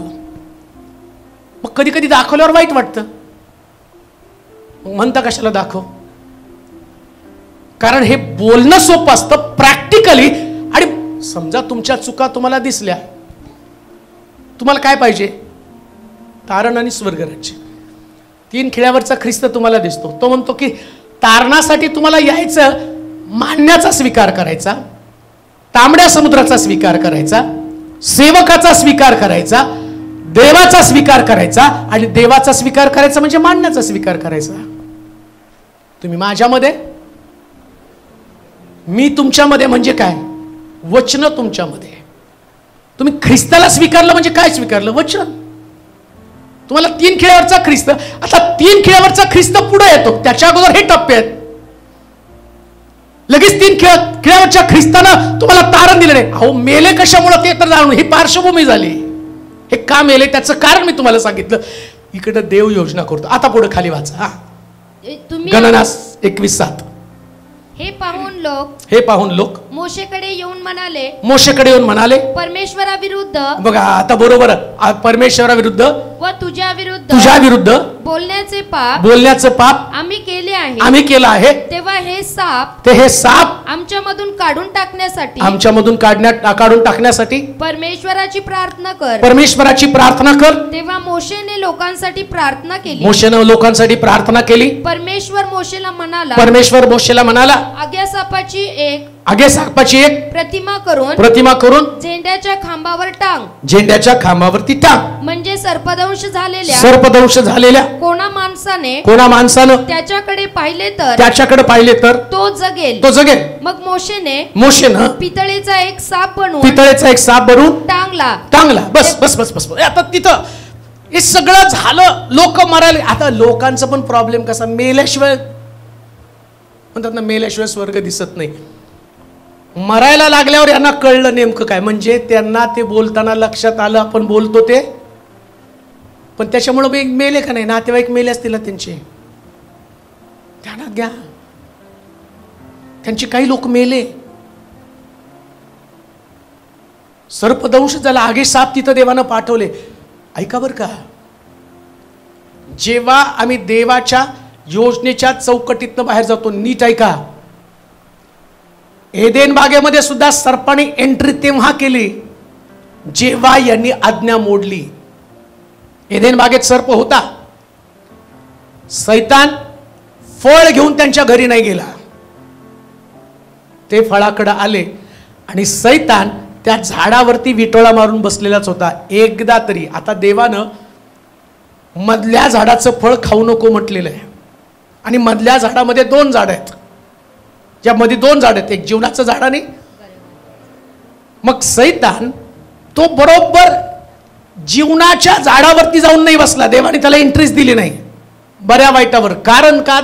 या सैतानानं वाट पाहिली, जे खाऊ नको, एक ना एक दिवस हा आदाम, ही स्त्री बरोबर माझ्याकडे येणार आहे आणि जी देवाची योजना आहे यांना एदेन बागेत कायम राहावं, ती योजना मी हाणून पाडणार आहे. आणि तो तिथं वाट बघत बसला. मग ते आला. आल्याबरोबर आज्ञा मोडली, त्यांनी फळ खाल्लं. फळ खाल्ल्यावर देवाने त्यांना बागेतनं बाहेर काढलं. आता इथं सुद्धा देवानं दिलेली आज्ञा यांनी मोडली, त्यांनी कुरकुर केलं. आता देवानं परत कुणाला पाठवलं? सापाला. कोणाला पाठवलं? कारण देव म्हणतो तुम्हाला माझी गरज नाही, त्याची गरज जास्त आहे. मी कशाला त्या ठिकाणात येऊ? तुम्ही जेव्हा जेव्हा चुकता, ज्यानं तुम्हाला चुकवलं मी त्यालाच पाठवणार आहे. आता पण तुम्ही चुकला, मग कुणाला पाठवतो? सापाला पाठवा. तुम्हाला पहिल्यापासून सापच आवडतो. मोशेला पण त्यानं फारोसमोर पाठवताना त्या मोशेला पण देवानं दुसरं नाही पाठवलं. अरे तुमची आवडच ती आहे, काठी टाक. साप झाला. देवा साप, घाबरू नको. नव्या करात प्रभू येशू ख्रिस्त म्हणतो मी तुम्हाला सापावरती अधिकार देईल. 3 खिळ्याची योजना बघा. मोशेला तिथं काठी टाकली. देव कसा प्लॅनिंग करतो तारणाच्या योजनेचा. हा साप एदेन बागेत नाही अधिकार काढून घेतला. मोशेला जुन्या करामध्ये तो सांगतो ज्या सापानं तुमचा अधिकार काढून घेतला, पहा मी काठी तुझ्या हातामध्ये देतो, तू काठी टाकशील साप तयार होईल. आता सैतानाला तुम्हाला माहित नाही या सगळ्या गोष्टी करताना देव उगच काहीतरी उत्पत्तीच्या पुस्तकात काहीतरी घडावं, निर्गमाच्या पुस्तकात काहीतरी घडावं तसं नाही. देव सैतानाला धमकी देत आहे. सैतानाला सांगत आहे बागेमध्ये या लोकांना फसवलं, तू फळ दिलं, आता माझी योजना तुझ्या लक्षात येऊ दे. या ठिकाणामध्ये जी काठी आहे ती काठी दुसरी तिसरी काठी नाही, तो क्रूस आहे. आणि मी प्रभू येशू ख्रिस्ताला पाठवेल. जेव्हा ती काठी टाकली, साप त्या ठिकाणामध्ये म्हणतो अरे या काठीपासून मी तयार झालो. सैतान त्या ठिकाणामध्ये क्रूसावरती प्रभू येशू ख्रिस्तासाठी आणि झुंज करत आहे आणि म्हणतो तुझा आत्मा माझ्या हातामध्ये दे. जसं ती काठी टाकल्यावर तो साप फडफडत आहे, तसं येशू ख्रिस्त क्रूसावरती असताना झुंज करत आहे येशूचा आत्मा काढून घेण्यासाठी. बायबल सांगतं शेवटचा शब्द तो बोलला, अंधकार सगळ्या पृथ्वीवरती पसरला. साप फडा काढून नाचत आहे. तो म्हणतो की आता मी ख्रिस्ताला गिळणार आहे. नीट ऐका. परंतु बायबल सांगतं जेव्हा मोशेनं आणि साप खाली टाकला, बाकीच्या लोकांनी पण साप खाली टाकला आणि त्या सापानं असं वाटलं अरे या सापात आणि आमच्यामध्ये काही फरक नाही. परंतु त्या काठीच्या त्या काठीमध्ये काय ताकद होती? या काठीनं त्या सगळ्या सापाला खाऊन टाकलं. तसं क्रूसावरती असणाऱ्या येशूनं या सैतानाला नष्ट करून टाकलं आणि दाखवून दिलं या क्रूसावरती ताकद जगातल्या प्रत्येक व्यक्तीला वाचवण्याची ताकद आहे. या 3 खिळ्यामध्ये ताकद आहे प्रत्येक व्यक्तीचा उद्धार. म्हणून तिथं असं म्हटलं अरे मरणा तुझी नांगी कुठे आहे? तुम्हाला माहिती का खरं तर सैतान तिथंच हारल्याचं डिक्लेअर पण उत्पत्तीच्या त्या निर्गमाच्या पुस्तकात लोकांना माहित नव्हतं. पण सैतानानं तिथंच डिक्लेअर केलं ही काठी एक दिवशी माझ्यावरती प्रहार करणार आहे, हीच काठी. आणि म्हणून येशू ख्रिस्ताला क्रूसावरती जाताना बघा नीट ऐका, प्रभू येशू ख्रिस्त वधस्तंभ घेऊन जात असताना तो खाली पडला आणि मग येशूचा एक शिष्य त्याला तो क्रूस वाहण्यासाठी सांगितलं तू वाह. तो टाकून पळाला. का? त्यानं दाखवायचं होतं त्याला ही काठी साधी सुधी काठी नाही. हा क्रूस साधा सुद्धा क्रूस नाही. हा क्रूस फक्त मीच वाहू शकतो आणि मीच जगाला उद्धार देऊ शकतो. बाकी कोणीच देऊ शकत नाही. कोणीच देऊ शकत नाही.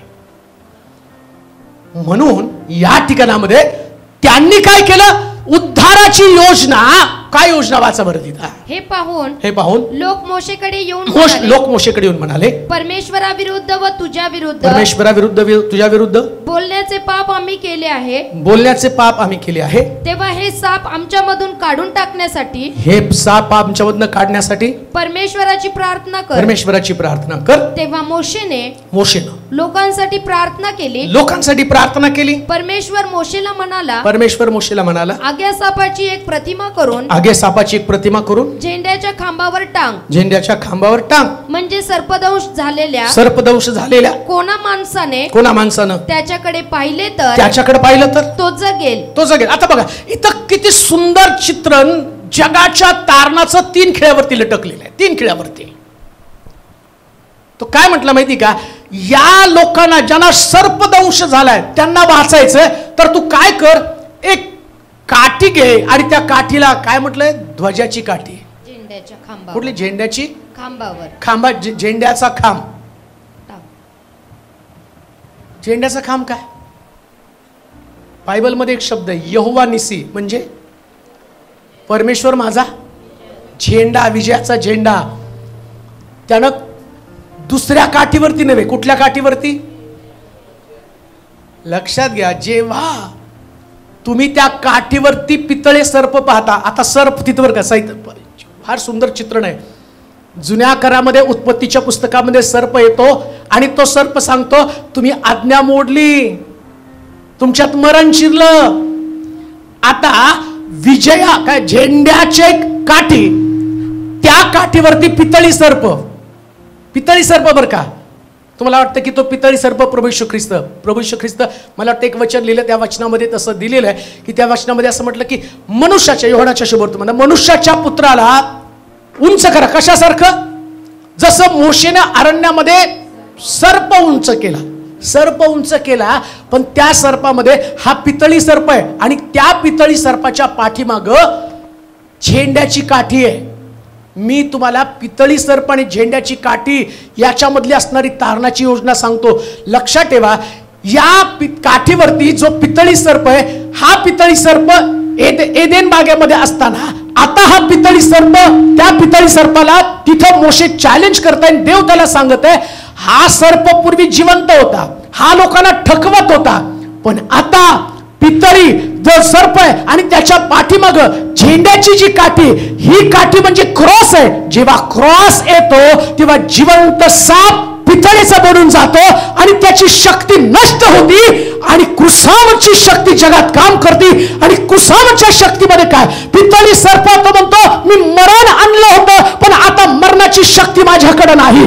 त्या काळामध्ये मी तुम्हाला मरण दिलं, परंतु पाठीमाग असणारी झेंड्याची काठी सांगते, मी मेलो होतो, मी पुन्हा जिवंत आहे, मला कोणी हरवू शकलं नाही. उद्धाराची तारणाची योजना पूर्ण झाली. कोणी पूर्ण केली? या काठीनं पूर्ण केली. लक्षात घ्या, तारणाच्या योजनेसारखं सुंदर योजना या जगामध्ये कोणतं नाही. एकाच्या मरणानं सारं जग तारणाकडे आलं, एक मेला, सगळ्या जगाला उद्धार मिळाला. म्हणून बायबल सांगतं, जो त्याच्याकडे पाहिल तो सर्पाच्या दंशापासून वाचेल.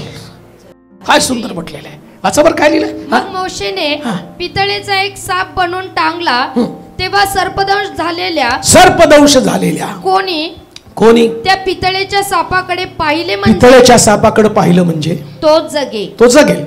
आधी त्या सापाकडे पाहिलं हवेने, तर काय झालं? मेले.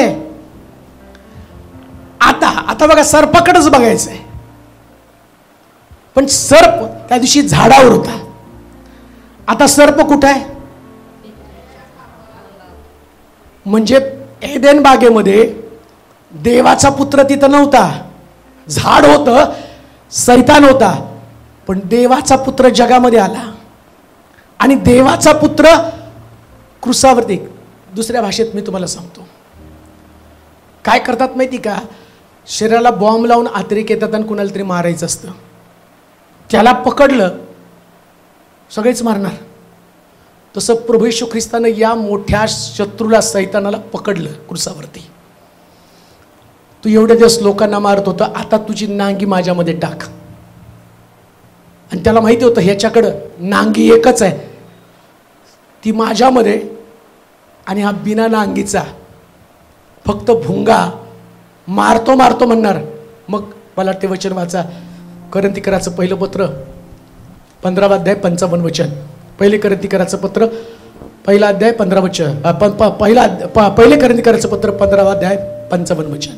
अरे मरणा तुझा विजय कुठं? अरे मरणा तुझी नांगी कुठं? मरणाची नांगी पाप आणि पापाचे बळ नियमशास्त्र आहे. परंतु जो देव आपल्या प्रभू येशू ख्रिस्ताच्या द्वारे आपणाला जय देतो. झेंड्यावर काठीचं काय म्हटलं? झेंड्याची काठी. आता इकडं काय म्हटलं त्यानं? अरे मरणा, म्हणजे कुणाला? पितळी सर्पाला तो काय म्हणतो? अरे मरणा तुझा विजय कोठे?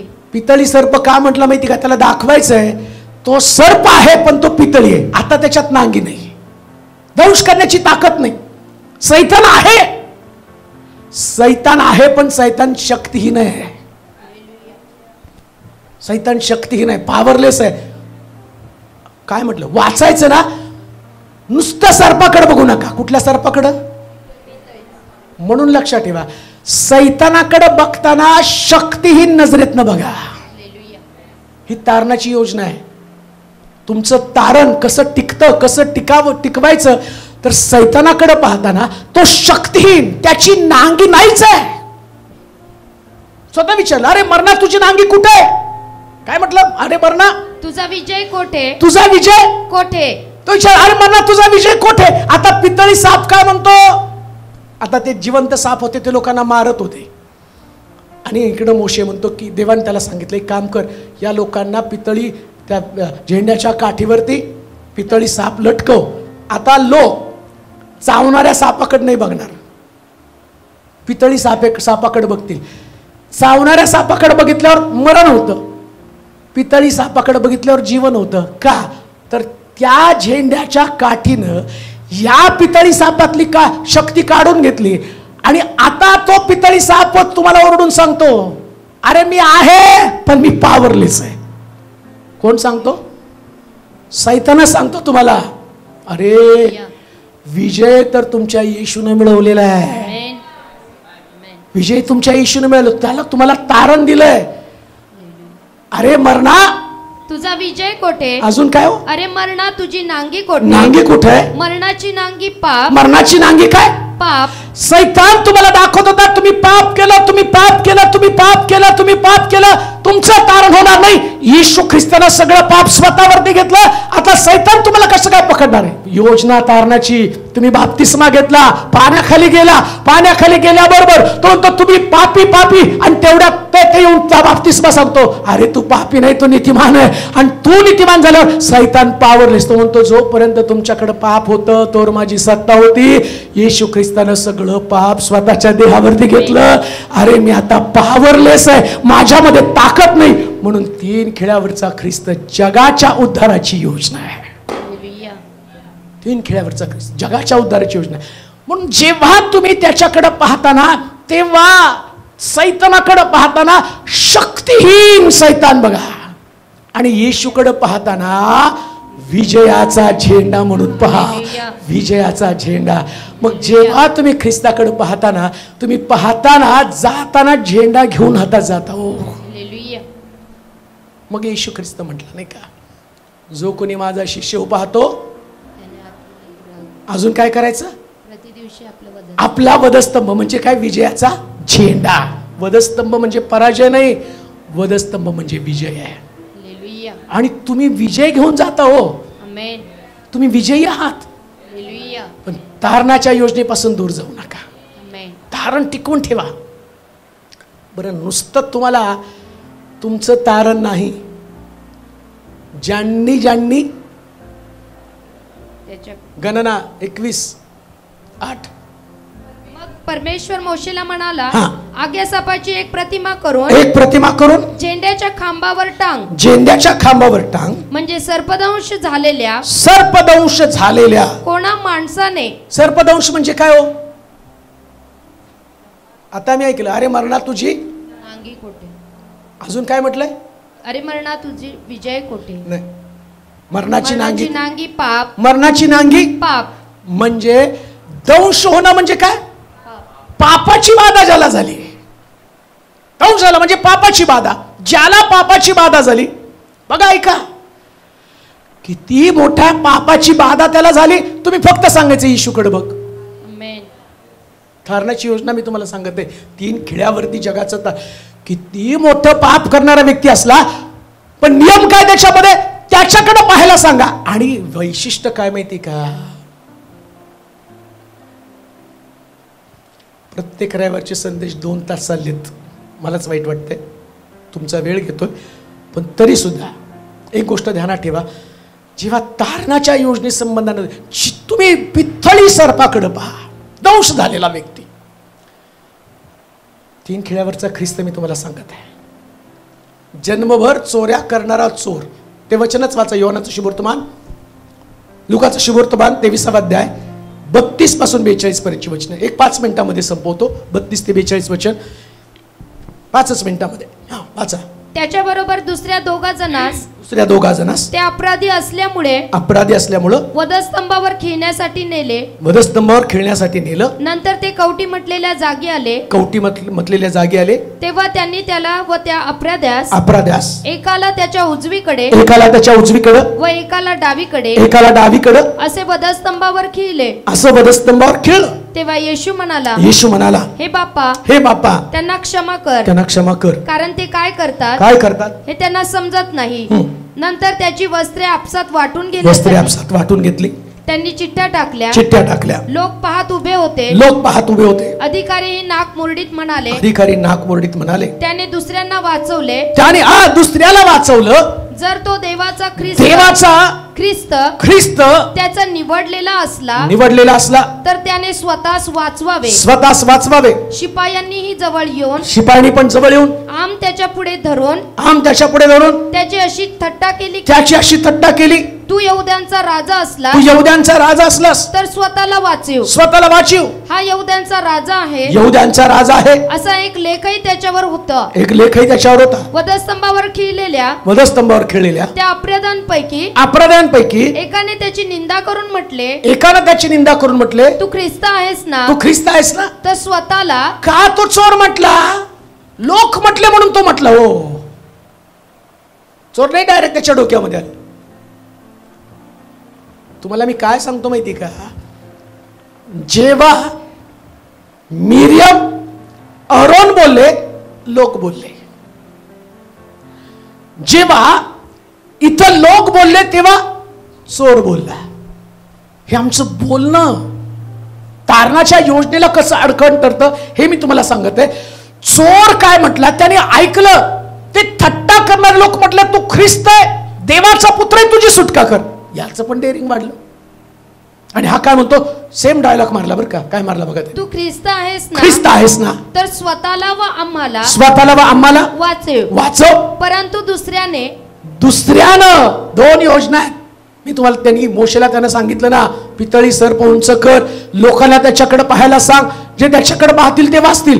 आता या लोकांनी येशूकडे पाहिलं नाही, कुठल्या खालच्या लोकांनी नाही पाहिलं. आणि 2 चोरापैकी एकानं लोक बोलते तसं बोललं, पण दुसरा चोर काय म्हणतो बघा. काय दुसऱ्याने त्याचा निषेध करून म्हटलं, तुलाही ती शिक्षा झाली, तुला पण ती शिक्षा झाली असता. तू देवाला सुद्धा भीत नाहीस का? आपली शिक्षा तर यथान्याय आहे. कारण आपण आपल्या कृत्यांचं योग्य फळ भोगत आहोत. परंतु यानं काही अयोग्य केलं नाही. मग तो म्हणाला, अहो येशू, आपण आपल्या राजाधिकाराने याल तेव्हा माझी आठवण करा. तो त्याला म्हणाला, मी तुला खचित सांगतो, तू आज माझ्या बरोबर सुखलोकात असशील. बघा आता मोशेला देवानं काय सांगितलं?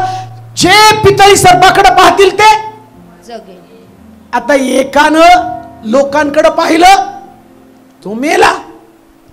दुसऱ्यानं येशूकडे पाहिलं, तो वाचला. क्रुसावरती असणाऱ्या येशूकडे पाहिलं, तो वाचला. अहो, जुन्या करात आणि नव्या करात साम्य आहे. तारणाची योजना जुन्या करात दिली, नव्या करामध्ये ती सिद्ध झाली. जुन्या करामध्ये ख्रिस्त मोशे काय सांगतो? अरे तुम्ही त्या पितळी सर्पाकडे पहा. या लोकांनी ते विसरले आणि चोर लोक बोलतात तसं बोललं. आणि परिणाम काय झाला माहिती का?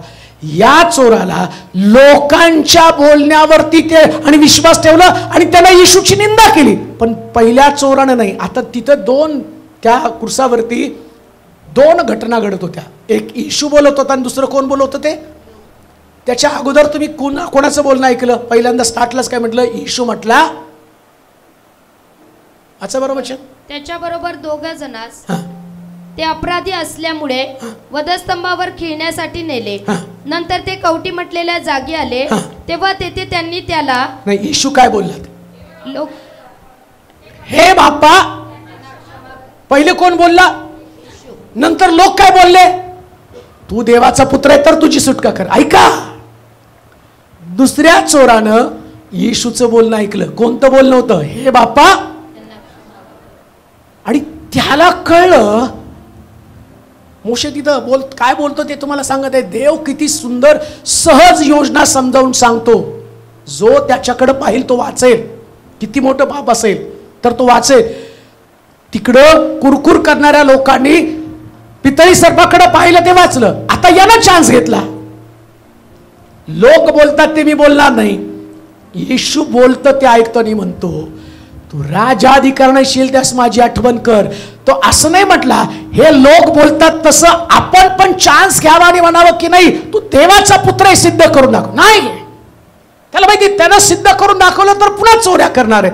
चोऱ्या करून एक दिवशी मरणार आहे, पाप करून एक दिवशी मरणार आहे. पण मेल्यावर नरकात पडण्याच्या ऐवजी जिवंत असताना ख्रिस्ताबरोबर मरण यावं. आणि प्रभू येशू ख्रिस्त त्याला विश्वास होता हा देवाचा पुत्र आहे, राजाधिकारण येईल. आणि त्यावेळेस मी त्याला म्हणून बघतो मी तुझ्याकडे पाहिलं, तू मला वाचव. आणि येशू त्याला म्हणतो मोशेला देवानं सांगितलं पितळी सर्पाकडे पाहिल्यावर वाचलं.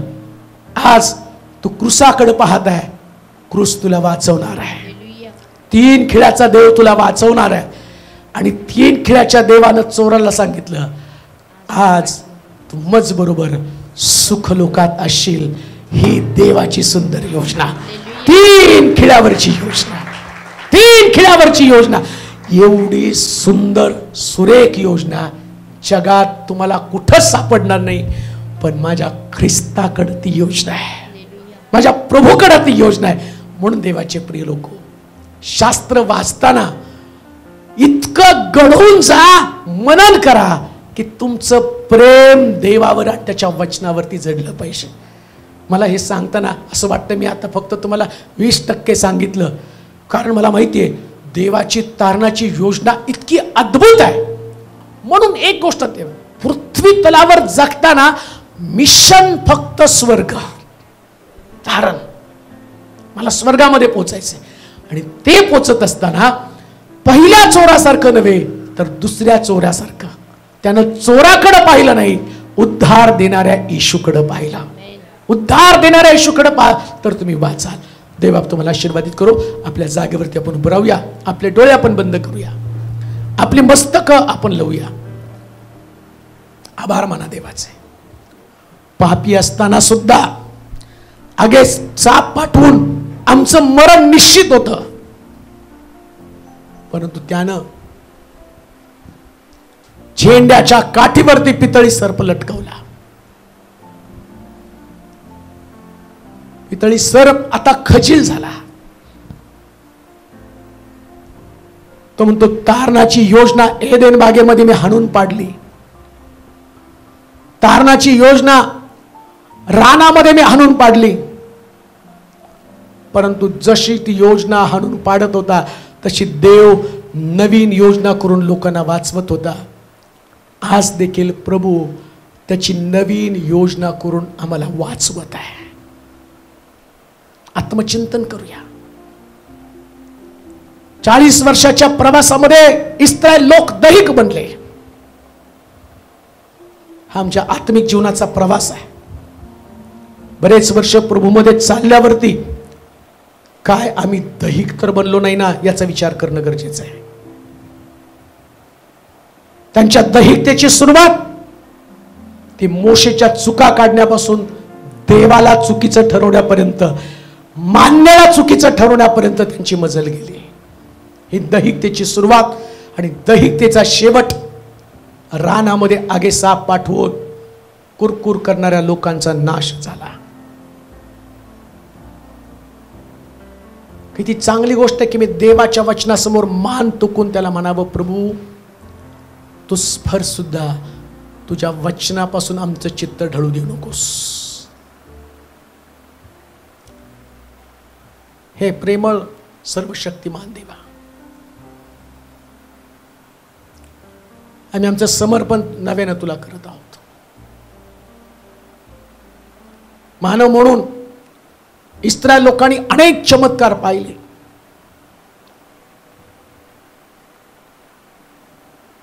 अकरा दिवसाचा प्रवास 40 वर्ष लांबला. त्यातला एक टप्पा मिरियममुळे 7 दिवस त्यांचे गेले. किती दुःखाची गोष्ट प्रभू. आज मंडळांना तू लेवलवरती घेऊन जाणार आहे. आमच्यासाठी चॅलेंज आहे. तू म्हटलं नाही का, शेवटच्या मंडळीचं गौरव पहिल्या मंडळीपेक्षा अधिक असेल. मंडळांची लेवल, पहिल्या मंडळीमध्ये तारण पावलेल्या लोकांची संख्या प्रति दिवशी हजारोनी होत होती. शेवटच्या मंडळीमध्ये तारण पावलेल्या लोकांची लाखोनी भर पडणार आहे. पण पहिल्या मंडळीपेक्षा गौरव अधिक असणार. पण आज लाखो लोक चर्चमध्ये यावेत, त्यांचं तारण व्हावं, हे उद्देश मंडळ्या विसरून गेलेले आहेत. माझी प्रार्थना रदबदली असेल माझ्या देवा. तुझं वचन ऐकणारे लोक वेगवेगळ्या मंडळांमध्ये येत आहेत, चर्चेस आहेत त्यांचे. सर्वांनी स्वर्गामध्ये जावं याच्यासाठी तू नेतृत्व जसं मोशेला दिलं तसं अनेक सेवक नेतृत्व करत आहे. परंतु त्यांच्या काही चुका, या चुकांकडे लक्ष देऊन त्यांनी केलेली सेवा, त्यांनी केलेली प्रभूचं पाचारण, या सगळ्या गोष्टीकडे दुर्लक्ष करून, जसं मिरियम आणि अहरोन मोशेच्या विरुद्ध बोलून त्यांनी अनेक लोकांमध्ये दहिकता पसरवली आणि त्यांच्यामध्ये मरण आलं. परंतु देवा, माझी प्रार्थना असेल, आज तुझ्या वचनाचं सत्य त्यांना दाबावं, तुझ्या वचनाच्या सत्याने त्यांना शांत करावं आणि मंडळीमध्ये फक्त तारणाची योजनाच पुढे जावी असं होते. तारणाची योजना, त्या तारणाच्या योजनेसाठी आज पुष्कळ लोक या ठिकाणात आलेले आहेत, बाहेरून आलेले आहेत. तारण म्हणजे सुटका.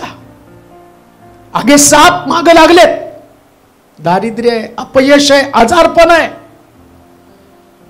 निराशा, डिप्रेशन, बेकारी, कर्जबाजारीपणा, हे आगे साप त्यांच्या मागे लागलेले आहेत. पण आज तारणाची योजना, त्यांचं लक्ष झेंड्याच्या काठीवर लटकलेल्या पितळी सर्पाकडे लागू दे.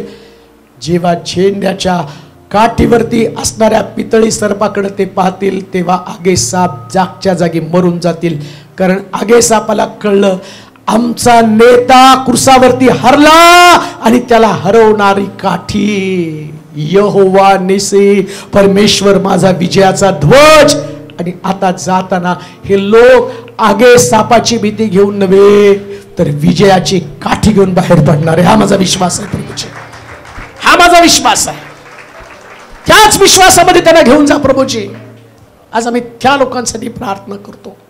प्रथमेश नावाचा जो तरुण आहे, तुझं वचन ऐकत आहे, स्ट्रगल करत आहे आपल्या करिअरमध्ये, स्ट्रगल करत आहे आपल्या व्यक्तिगत जीवनामध्ये, तो हरलेला आहे आणि हरलेल्या अवस्थेमध्ये तुझ्याकडे पाहत आहे. परंतु आज पितळी सर्प आणि विजयाची काठी, ध्वजाची काठी सांगत आहे, आता तुझं युद्ध संपलं. आगे साप, तुझी निराशा, तुझ्या करिअरचा अंत याचा विचार करू नको. ही काठी तुला एक नवीन सुरुवात करून देत आहे, नवीन सुरुवात करून देत आहे. अलका नावाची एक बहीण आहे, प्रभू तिलाही सुटका देत आहे. तिच्या कामाच्या ठिकाणामध्ये पुष्कळ मोठ्या समस्या रोजच्या जीवनामध्ये आगे सापाप्रमाणे तिला त्रास देत आहे. परंतु तुझ्यासाठी आनंदाची बातमी, काठीवरचा पितळी सर्प तुला सांगत आहे, या काठीनं माझी शक्ती काढून टाकली. आता मी शक्तीहीन आहे, मी तुझ्यावरती हावी होऊ शकत नाही, ख्रिस्तच माझ्यावरती हावी झालेला आहे. तेव्हा तुझ्या लोकांना तुझ्या हाती सोपवतो. येणाऱ्या दिवसामध्ये आम्ही या मंडळीला शेकडोमध्ये नव्हे, हजारोंमध्ये, लाखोमध्ये पाहू इच्छितो माझ्या देवा. लाखो आत्म्यांचं तारण, लाखो आत्म्यांचा उद्धार, जी तुझी सुंदर योजना स्वर्गामध्ये तू केली, त्याच योजनेचा भाग तो आम्हाला बनव. लाखोंचं तारण, ते दिवस आम्ही पाहणार आहोत. त्या दिवसामध्ये इथं हजारो बाप्तिस्मे होतील. तांबडा समुद्र दुभांगला गेला, लाखो लोक एका वेळी समुद्रातनं पार गेले. ही देवाची सुंदर योजना आम्ही तेच आमच्या डोळ्यानं पाहत आहोत. लाखो बाप्तिस्मे व्हावे. मोशेपेक्षा प्रभावी काम या दिवसामध्ये जगात प्रत्येक मंडळीमध्ये घडू दे माझ्या देवा. आम्ही नम्रतेने तुझ्या समोर येत आहोत. आमच्यातल्या चुका, आमच्यातल्या उणिवा, आमच्यातले दोष, आमच्यातलं कमीपण, मिरियम सारखे स्वभाव, अरोन सारखे स्वभाव काढून टाक आणि तुला पसंत पडणारा मोशे, यहोशुवा आणि कालेब बनव देवा. तुझी स्तुती करतो, तुला गौरव देतो. रविवारी होणारा प्रबोधनाचा विधी तू आशीर्वादित कर. घेण्यासाठी अनेक लोकांना कृपा पुरव. आम्हाला माहिती आहे की तो मेज आमच्यासाठी महत्वाचा आहे. बांधकाम पूर्णत्वा जाऊ दे, लागणाऱ्या आर्थिक गरजा पूर्ण कर. देणारे लोक, त्या लोकांना तू आशीर्वादित कर. काही लोकांनी आपलं सर्वस्व तुला दिलेलं आहे. बाप्तिस्म्याचा हौद लवकरात लवकर बांधून पूर्ण काम होऊ दे. आभार मानतो, तुझी स्तुती करतो, तुला महिमा देत. येशूच्या नावात ही प्रार्थना विनवणी केली म्हणून तो ऐक. आमेन. आता देवबापाची प्रीती, प्रभू येशू ख्रिस्ताची कृपा, पवित्र आत्म्याची सहभागिता तुम्हा सर्वांबरोबर आता आणि सदा सर्व काळ राहो.